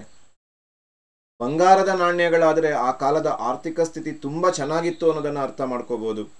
ಬೆಳ್ಳಿಯ ನಾಣ್ಯಗಳು, ತಾಮ್ರಗಳ ನಾಣ್ಯಗಳು ಆ ಕಾಲದ ಆರ್ಥಿಕ ಸ್ಥಿತಿಯನ್ನು ನಮಗೆ ಹೇಳ್ಕೊಡುತ್ತೆ. ಅಲ್ಲಿಗೆ ಲಿಪಿ, ಲೋಹವಿದ್ಯೆ, ಆರ್ಥಿಕ ಸ್ಥಿತಿ, ಬಿರುದು, ವ್ಯಾಪಾರ, ಜೊತೆಯಲ್ಲಿ ಧಾರ್ಮಿಕ ಸ್ಥಿತಿಯನ್ನು ಕೂಡ ಈ ನಾಣ್ಯಗಳು ನಮಗೆ ಹೇಳ್ಕೊಡುತ್ತೆ ಅಂತ ನೋಡ್ತೀವಿ. ಇದು ನಾಣ್ಯಗಳಿಂದಾಗುವಂತಹ ಅನೇಕ ಪ್ರಯೋಜನಗಳು, ನಮಗೆ ದೊರಕುವಂತಹ ನಾಣ್ಯಗಳಿಂದ ದೊರೆಯುವಂತಹ ಪ್ರಯೋಜನಗಳನ್ನು ನಾವು ಇಲ್ಲಿ ಹೇಳ್ತಾ ಬರಬೇಕು. ನಾಣ್ಯಗಳಿಂದ ನಾವು ಲಿಪಿಯನ್ನು ತಿಳ್ಕೋಬಹುದು, ಲೋಹವಿದ್ಯೆ ತಿಳ್ಕೋಬಹುದು, ಚಿನ್ನ ಬೆಳ್ಳಿಯ ನಾಣ್ಯಗಳಿಂದ ಆ ಕಾಲದ ಆರ್ಥಿಕ ಸ್ಥಿತಿ, ಬಿರುದುಗಳನ್ನು ತಿಳ್ಕೋಬಹುದು, ದೇಶ ವಿದೇಶಗಳ ವ್ಯಾಪಾರ ತಿಳ್ಕೋಬಹುದು, ಧಾರ್ಮಿಕ ಸ್ಥಿತಿಯನ್ನು ತಿಳ್ಕೋಬಹುದು. ವಿಶೇಷವಾಗಿ ನಮ್ಮ ದೇಶದಲ್ಲಿ ಗುಪ್ತರನ್ನ ಅಧ್ಯಯನ ಮಾಡೋದಕ್ಕೆ ಗುಪ್ತ ಸಾಮ್ರಾಜ್ಯ, ಸುವರ್ಣಯುಗವನ್ನು ಸಾಧಿಸಿದ ಸಾಮ್ರಾಜ್ಯ, ಆಮೇಲೆ ಶಾತವಾಹನರು, ಆ ನಂತರದಲ್ಲಿ ನಮ್ಮ ದೇಶವನ್ನಾಳಿದಂತಹ ಯಾದವರು, ಹಾಗೂ ನಮ್ಮ ದೇಶದ ಒಂದು ಪ್ರಮುಖ ಸಂತತಿ ಅನಿಸ್ಕೊಂಡಂತಹ ವಿಜಯನಗರ ಸಾಮ್ರಾಜ್ಯ, ಇವುಗಳನ್ನೆಲ್ಲ ಅಧ್ಯಯನ ಮಾಡುವಲ್ಲಿ ನಮಗೆ ನಾಣ್ಯಗಳೇ ಪ್ರಮುಖ ಆಧಾರವಾಗಿ ಕೆಲಸ ಮಾಡುತ್ತೆ ಅಂತ ನೋಡ್ತೀವಿ. ಹೀಗೆ ಕೆಲವೊಂದು ಸಾಮ್ರಾಜ್ಯಗಳ ಇತಿಹಾಸವನ್ನು ತಿಳ್ಕೊಳ್ಳೋದಕ್ಕೆ ನಾಣ್ಯಗಳು ನಮಗೆ ಅತ್ಯಂತ ಸಹಕಾರಿಯಾಗಿದೆ ಅನ್ನೋದನ್ನು ನಾವು ನೆನಪಿಟ್ಕೊಳ್ಳೇಬೇಕಾಗತ್ತೆ. ಇನ್ನು ಮೂರನೆಯ ಒಂದು ಆಧಾರಕ್ಕೆ ಬಂದರೆ ನಾವು ಅಲ್ಲಿ ಸ್ಮಾರಕಗಳನ್ನು ಇಟ್ಕೋಬಹುದು. ಸ್ಮಾರಕಗಳು, ಸ್ಮಾರಕ ಅಂತಂದರೆ ಐತಿಹಾಸಿಕ ಮಹತ್ವವುಳ್ಳಂತಹ ಕಟ್ಟಡಗಳು. ಅದಕ್ಕೊಂದು ಐತಿಹಾಸಿಕ ಹಿನ್ನೆಲೆ ಇರಬೇಕು, ಐತಿಹಾಸಿಕ ಮಹತ್ವ ಇರಬೇಕು. ಅಂತಹ ಕಟ್ಟಡಗಳನ್ನು ನಾವು ಸ್ಮಾರಕ ಅಂತ ಕರಿತೀವಿ. ಐತಿಹಾಸಿಕ ಮಹತ್ವವಿರುವಂತಹ ಕಟ್ಟಡಗಳೇ ಸ್ಮಾರಕಗಳು. ಉದಾಹರಣೆಯನ್ನು ಕೊಡೋದಾದರೆ ಪ್ರಾಚೀನ ಕಾಲದಲ್ಲಿ ನಿರ್ಮಾಣಗೊಂಡಂತಹ ಅರಮನೆಗಳಿರಬಹುದು, ಅಥವಾ ಗುಹಾಂತರ ದೇವಾಲಯಗಳು. ಗುಹಾಂತರ ದೇವಾಲಯಗಳನ್ನು ನಾವು ಪ್ರಾಚೀನ ಭಾರತದಲ್ಲಿ ನೋಡ್ತೀವಿ. ಅನೇಕ ಉತ್ಖನನದ ಮೂಲಕ ಕೂಡ ದೊರಕಿದಾವೆ, ಸಿಕ್ಕಿದಾವೆ ಅಂತ ನೋಡ್ತೀವಿ. ಗುಹಾಂತರ ದೇವಾಲಯಗಳು, ಪ್ರಾಚೀನ ಕಾಲದ ರಾಜಮಹಾರಾಜರು ನಿರ್ಮಿಸಿದಂತಹ ಕೋಟೆಗಳು, ಅನೇಕ ಮೂರ್ತಿ ಶಿಲ್ಪಗಳು, ಅನೇಕ ವಿಹಾರಗಳು, ಚೈತ್ಯಗಳು, ಹೀಗೆ ಸ್ತೂಪಗಳನ್ನು ಕೂಡ ನಾವು ಇಟ್ಕೋಬೇಕಾಗತ್ತೆ. ಇವೆಲ್ಲವನ್ನ ಕೂಡ ನಾವು ಸ್ಮಾರಕಗಳು ಅಂತ ಪರಿಗಣಿಸಬಹುದು. ಈ ಸ್ಮಾರಕಗಳು ನಮಗೆ ಅನೇಕ ವಿಚಾರಗಳನ್ನು ಪ್ರಾಚೀನ ಭಾರತದ ಅಥವಾ ಹಿಂದಿನ ಕಾಲದ ಚರಿತ್ರೆಯನ್ನು ನಿರ್ಮಾಣ ಮಾಡೋದಕ್ಕೆ ಸಹಾಯ ಮಾಡುತ್ತೆ. ಈ ಸ್ಮಾರಕಗಳಿಂದ ಆ ಕಾಲದ ಸಾಂಸ್ಕೃತಿಕ ಇತಿಹಾಸವನ್ನು ನಾವು ಬಹಳ ಸುಲಭವಾಗಿ ಅರ್ಥೈಸ್ಕೊಳ್ಬಹುದು. ಅಂದಿನ ಜನರ ಶಿಲ್ಪಕಲಾ ಸಾಮರ್ಥ್ಯವನ್ನು ತಿಳ್ಕೊಳ್ಳೋದಕ್ಕೆ ಈ ಸ್ಮಾರಕಗಳು ಸಹಾಯ ಮಾಡುತ್ತೆ. ಹಾಗೂ ಆತ ನಿರ್ಮಿಸಿದಂತಹ ಈ ದೇವಾಲಯಗಳು ಹಾಗೂ ಆ ದೇವಾಲಯದ ಮೂರ್ತಿ ಶಿಲ್ಪಗಳು ಅನೇಕ ಸಂದರ್ಭಗಳಲ್ಲಿ ಆ ಕಾಲದ ಧಾರ್ಮಿಕ ಸ್ಥಿತಿಯನ್ನು ತಿಳಿಸ್ಕೊಡುತ್ತೆ. ಹಾಗೂ ಲಲಿತ ಕಲೆಗಳ ಬಗ್ಗೆ ಕೂಡ ನಮಗೆ ಈ ಸ್ಮಾರಕಗಳು ತಿಳಿಸ್ಕೊಡುತ್ತೆ ಅಂತ ನೋಡ್ತೀವಿ. ಉದಾಹರಣೆಗಾಗಿ ನಾವು ಈ ಬೇಲೂರು ಹಳೆಬೀಡಿನ ದೇವಾಲಯಗಳಿಗೆ ಬಂದರೆ, ಅದರಲ್ಲೂ ವಿಶೇಷವಾಗಿ ಬೇಲೂರಿನ ಶಿಲಾಬಾಲಿಕೆಯರ ವಿಗ್ರಹಗಳು ನಮಗೆ ಅಂದಿನ ಕಾಲದ ನೃತ್ಯದ ಬಗ್ಗೆ ತಿಳ್ಕೊಳ್ಳೋದಕ್ಕೆ ಸಹಾಯ ಮಾಡುತ್ತೆ. ಮೂರ್ತಿಶಿಲ್ಪಗಳು, ಉದಾಹರಣೆಗೆ ಗೊಮ್ಮಟೇಶ್ವರನ ಮೂರ್ತಿಶಿಲ್ಪವನ್ನು ನೋಡಿದಾಗ ನಮಗೆ ಆ ಕಾಲದ ಧಾರ್ಮಿಕ ಸ್ಥಿತಿ ಹೇಗಿತ್ತು ಅನ್ನೋದನ್ನು ಅರ್ಥ ಮಾಡ್ಕೊಳ್ಳಿಕ್ಕೆ ಸಾಧ್ಯ ಆಗತ್ತೆ. ಹೀಗೆ ಹಲವಾರು ವಿಚಾರಗಳನ್ನು ಈ ಸ್ಮಾರಕಗಳು ನಮಗೆ ತಿಳಿಸ್ಕೊಡುತ್ತೆ ಅನ್ನೋದನ್ನು ನಾವು ಒಂದು 3ನೆಯ ಭಾಗದಲ್ಲಿ ಹೇಳಬೇಕಾಗತ್ತೆ. ಇನ್ನು 4ನೆಯ ಭಾಗಕ್ಕೆ ಬಂದರೆ ವರ್ಣಚಿತ್ರಗಳು. ಇದು ಕೂಡ ಒಂದು ಪುರಾತತ್ವ ಆಧಾರ ಅಂತ ಪರಿಗಣಿಸಲ್ಪಟ್ಟಿದೆ. ಪ್ರಾಚೀನ ಕಾಲದಲ್ಲಿ ಮಾನವ ತನ್ನ ಭಾವನೆಗಳನ್ನು ಅಭಿವ್ಯಕ್ತಗೊಳಿಸ್ಲಿಕ್ಕಾಗಿ ಚಿತ್ರಗಳನ್ನು ಬಿಡಿಸ್ಲಿಕ್ಕೆ ಶುರು ಮಾಡಿದ. ಆ ಭಾವನೆಗಳ ಅಭಿವ್ಯಕ್ತಿತ್ವವನ್ನು ನಾವು ಸುಮಾರು ಶಿಲಾಯುಗದ ಕಾಲದಲ್ಲಿ, ನವಶಿಲಾಯುಗದ ಕಾಲದಲ್ಲಿ, ಶಿಲಾಯುಗದ ಕಾಲ, ಹಳೆ ಶಿಲಾಯುಗ, ಮಧ್ಯಶಿಲಾಯುಗ, ನವಶಿಲಾಯುಗದ ಕಾಲದಲ್ಲಿ ಗಮನಿಸ್ತೀವಿ. ಮಧ್ಯಪ್ರದೇಶದ ಭಿಂಬೆಟ್ಕದಲ್ಲಿ ಭಾರತದ ಅತ್ಯಂತ ಪ್ರಾಚೀನ ಈ ವರ್ಣಚಿತ್ರಗಳನ್ನು ನಾವು ಗಮನಿಸಬಹುದು. ಈ ಭಿಂಬೆಟ್ಕದ ವರ್ಣಚಿತ್ರಗಳು ಅಂದಿನ ಕಾಲದ ಮಾನವನ ಬೇಟೆ ಹಾಗೂ ಮಾನವನ ಸಾಮಾಜಿಕ ಚಟುವಟಿಕೆಗಳನ್ನು ನಮಗೆ ಹೇಳ್ಕೊಡುತ್ತೆ. ಇನ್ನು ಭಾರತದ ಅಜಂತಾದಲ್ಲಿ ಸಾಕಷ್ಟು ವರ್ಣಚಿತ್ರಗಳು ಕಂಡುಬರುತ್ತೆ. ಈ ವರ್ಣಚಿತ್ರಗಳು ಆ ಕಾಲದ ಜನರ ವೇಷಭೂಷಣಗಳು ಹೇಗಿತ್ತು, ಉಡುಪು ಹೇಗಿತ್ತು, ಅವರದ್ದು ಯಾವ ರೀತಿ ಉಡುಪನ್ನು ಧರಿಸ್ತಾ ಇದ್ರು, ಯಾವ ರೀತಿಯಲ್ಲಿ ಅವರ ಕೇಶವಿನ್ಯಾಸಗಳು ಯಾವ ಥರ ಇತ್ತು, ಅವರ ಅಲಂಕಾರ ಯಾವ ಥರ ಇತ್ತು, ಆ ಕಾಲದ ಮದುವೆ ಮೊದಲಾದಂತಹ ಸಮಾರಂಭಗಳು ಹೇಗೆ ನಡೀತಾ ಇದ್ವು, ಈ ವಿಚಾರಗಳನ್ನು ನಮಗೆ ವರ್ಣಚಿತ್ರಗಳು ಅತ್ಯಂತ ಸೊಗಸಾಗಿ ಹೇಳ್ಕೊಡುತ್ತೆ, ಸೊಗಸಾಗಿ ಚಿತ್ರಣವನ್ನು ಕೊಡುತ್ತೆ. ಒಟ್ಟಾರೆ ಈ ವರ್ಣಚಿತ್ರಗಳು ನಮಗೆ ಅಂದಿನ ಸಾಮಾಜಿಕ ಜೀವನವನ್ನು ಅತ್ಯಂತ ಚೆನ್ನಾಗಿ ನಿರೂಪಿಸುವುದಕ್ಕೆ ನಮಗೆ ಸಹಾಯ ಮಾಡುತ್ತೆ ಅಂತ ನೋಡ್ತೀವಿ. ಕೇವಲ ಸಾಮಾಜಿಕ ಜೀವನ ಮಾತ್ರ ಅಲ್ಲ, ಕೆಲವೊಮ್ಮೆ ನಮಗೆ ರಾಜಕೀಯ ಪರಿಸ್ಥಿತಿಯನ್ನು ಕೂಡ ವಿವರಿಸುವಲ್ಲಿ ವರ್ಣಚಿತ್ರಗಳು ಸಹಾಯ ಮಾಡುತ್ತೆ. ಉದಾಹರಣೆಗೆ ಹೇಳಬೇಕು ಅಂತಂದರೆ, ಅಜಂತಾದ ಗುಹೆಯೊಂದರಲ್ಲಿ ಒಂದು ವರ್ಣಚಿತ್ರ ಇದೆ. ಆ ವರ್ಣಚಿತ್ರದಲ್ಲಿ ಚಾಲುಕ್ಯರ, ಬಾದಾಮಿ ಚಾಲುಕ್ಯರ ಶ್ರೇಷ್ಠ ದೊರೆ ಅನಿಸ್ಕೊಂಡಂತಹ ಇಮ್ಮಡಿ ಪುಲಿಕೇಶಿ ಪರ್ಷಿಯಾದ ದೊರೆ 2ನೇ ಖುಸ್ರು, ಈ 2ನೇ ಖುಸ್ರುವಿನ ರಾಯಭಾರಿಯನ್ನ ಸ್ವಾಗತಿಸುವಂತಹ ಒಂದು ಚಿತ್ರ ಇದೆ. ಈ ಚಿತ್ರ ನಮಗೆ ಅದ್ಭುತವಾದಂತಹ ಒಂದು ಅಂಶವನ್ನು ಹೇಳ್ಕೊಡುತ್ತೆ. ಬಾದಾಮಿ ಚಾಲುಕ್ಯರ ದೊರೆಯಾದಂತಹ ಇಮ್ಮಡಿ ಪುಲಿಕೇಶಿಯ ಆಸ್ಥಾನಕ್ಕೆ 2ನೇ ಖುಸ್ರು ರಾಯಭಾರಿಯನ್ನ ಕಳಿಸ್ತಾನೆ. ರಾಯಭಾರಿ ತನ್ನ ನಿರೂಪಗಳೊಡನೆ ಅಥವಾ ತನ್ನ ಕಪ್ಪ ಕಾಣಿಕೆಗಳೊಡನೆ ಇಮ್ಮಡಿ ಪುಲಿಕೇಶಿಯ ಆಸ್ಥಾನಕ್ಕೆ ಭೇಟಿ ಕೊಟ್ಟಿದ್ದಾನೆ ಅಂತಂದ್ರೆ, ಇಮ್ಮಡಿ ಪುಲಿಕೇಶಿಯ ಕೀರ್ತಿ ಪರ್ಷಿಯಾದವರೆಗೆ ಹರಡಿತ್ತು. ಹಾಗೂ ಇಮ್ಮಡಿ ಪುಲಿಕೇಶಿ ಮತ್ತು 2ನೇ ಖುಸ್ರುವಿನ ನಡುವೆ ಅತ್ಯಂತ ಉತ್ತಮವಾದಂತಹ ಸ್ನೇಹ ಸಂಬಂಧ ಇತ್ತು. ಅಲ್ಲಿಗೆ ಭಾರತದ ರಾಯಭಾರ ಸಂಬಂಧ ಅಥವಾ ಭಾರತದ ಸಾಂಸ್ಕೃತಿಕ ಸಂಬಂಧ ದೂರದ ಪರ್ಷಿಯಾದವರೆಗೂ ಇತ್ತು ಅನ್ನುವ ವಿಚಾರವನ್ನು ನಮಗೆ ಈ ವರ್ಣಚಿತ್ರಗಳು ಹೇಳ್ಕೊಡುತ್ತೆ. ಹೀಗೆ ವರ್ಣಚಿತ್ರಗಳು ಒಂದು ಪ್ರಮುಖವಾದಂತಹ ಪಾತ್ರವನ್ನು ವಹಿಸಿದ ಮೇಲೆ ನಾವು ಕೊನೆಯ ಒಂದು ಭಾಗಕ್ಕೆ ಬರ್ತೀವಿ. 5ನೆಯ ಭಾಗವಾಗಿ ನೋಡ್ಲಿಕ್ಕಿರೋದು ಶಾಸನಗಳು. ನಾಣ್ಯಗಳ ಅಧ್ಯಯನವನ್ನು ನಾವು ನಾಣ್ಯಶಾಸ್ತ್ರ ಅಂತ ಕರಿತೀವಿ. ಹಾಗೆಯೇ ಶಾಸನಗಳ ಅಧ್ಯಯನಕ್ಕೂ ಒಂದು ಹೆಸರಿದೆ. ಶಾಸನಗಳನ್ನು ಶಾಸ್ತ್ರೀಯವಾಗಿ ಕ್ರಮಬದ್ಧವಾಗಿ ಅಧ್ಯಯನ ಮಾಡುವಂತಹ ವಿಷಯಕ್ಕೆ ಶಾಸನಗಳನ್ನು ಅಧ್ಯಯನ ಮಾಡುವಂತಹ ಶಾಸ್ತ್ರವೇ ಇದೆ. ಆ ಅಧ್ಯಯನ ಮಾಡುವಂತಹ ಶಾಸ್ತ್ರಕ್ಕೆ ಒಂದು ವಿಶೇಷವಾದ ಹೆಸರಿದೆ, ನೆನಪಲ್ಲಿಟ್ಟುಕೊಂಡಿರಿ. ಅದರ ಹೆಸರು ಶಾಸನಶಾಸ್ತ್ರ ಅಂತ. ಇಂಗ್ಲಿಷ್ನಲ್ಲಿ ಅದಕ್ಕೆ ಎಪಿಗ್ರಫಿ ಅಂತ ಕರೀತಾರೆ. ಅಲ್ಲಿಗೆ ಶಾಸನಶಾಸ್ತ್ರ ಮತ್ತು ನಾಣ್ಯಶಾಸ್ತ್ರ ಎರಡರ ಬಗ್ಗೆ ಕೂಡ ಗಮನ ಇರಲಿ. ಈ ಶಾಸನಗಳೇನಿದ್ದಾವೆ, ಈ ಶಾಸನಗಳನ್ನು ಅತ್ಯಂತ ನಂಬಲರ್ಹವಾದಂತಹ ಆಧಾರ ಅಂತ ಕರೀತಾರೆ. ಅತ್ಯಂತ ನಂಬಲರ್ಹ. ಯಾಕೆ ಇದನ್ನ ಅತ್ಯಂತ ನಂಬಲರ್ಹ ಆಧಾರ ಅಂತ ಕರೀತಾರೆ? ಯಾಕೆ ಇದನ್ನ ಅತ್ಯಂತ ವಿಶ್ವಾಸಾರ್ಹ ಆಧಾರ ಅಂತ ಕರೀತಾರೆ? ಇದನ್ನ ಅನೇಕ ಸಲ ಏನ್ ಮಾಡ್ತಾರೆ ಅಂತ ಕೇಳಿದ್ರೆ 2 ಮಾರ್ಕ್ಸಿಗೆ ಕೇಳ್ತಾರೆ. ವಿಶ್ವಾಸಾರ್ಹ ಆಧಾರ, ನಂಬಲರ್ಹ ಆಧಾರ ಯಾಕೆ ಅಂತ. ಯಾಕೆ ಅಂದರೆ 2 ಕಾರಣಗಳನ್ನು ಬರೀಬೇಕು. ಶಾಸನಗಳು ಘಟನೆಗಳಿಗೆ ನೇರವಾಗಿ ಸಂಬಂಧಪಟ್ಟಿರುತ್ತೆ. ಘಟನೆಗಳನ್ನು ಅದು ನೇರವಾಗಿ ವಿವರಿಸುತ್ತೆ. ಯಾವುದೇ ಸುತ್ತು ಬಳಸಿ ವಿವರಿಸುವಂತಹ ಪ್ರಮೇಯ ಇಲ್ಲ. ಘಟನೆಗಳಿಗೆ ನೇರವಾಗಿ ಸಂಬಂಧ. ನಮಗೆ ಯಾವುದೋ ಒಂದು ಸ್ಮಾರಕ ಸಿಕ್ತು, ಯಾವುದೋ ಒಂದು ಆಟಿಕೆ ಸಿಕ್ತು ಅಂತ ಇಟ್ಕೊಳ್ಳಿ, ಆಗ ಅದು ಇಂಥದ್ದೇ ಅಂತ ಹೇಳಲಿಕ್ಕೆ ಸಾಧ್ಯ ಆಗಲ್ಲ. ಆದರೆ ಶಾಸನಗಳು ಹಂಗಲ್ಲ. ಶಾಸನಗಳಲ್ಲಿ ಘಟನೆಗಳನ್ನು ನೇರವಾಗಿ ನಿರೂಪಿಸಲಾಗತ್ತೆ. ಉದಾಹರಣೆಗೆ ಹೇಳೋದಾದರೆ ರವಿಕೀರ್ತಿಯ ಐಹೊಳೆ ಶಾಸನ ಇಮ್ಮಡಿ ಪುಲಿಕೇಶಿಯ ಸಾಧನೆಗಳನ್ನು, ದಿಗ್ವಿಜಯಗಳನ್ನು ನೇರವಾಗಿ ವರ್ಣಿಸ್ತಾ ಹೋಗುತ್ತೆ.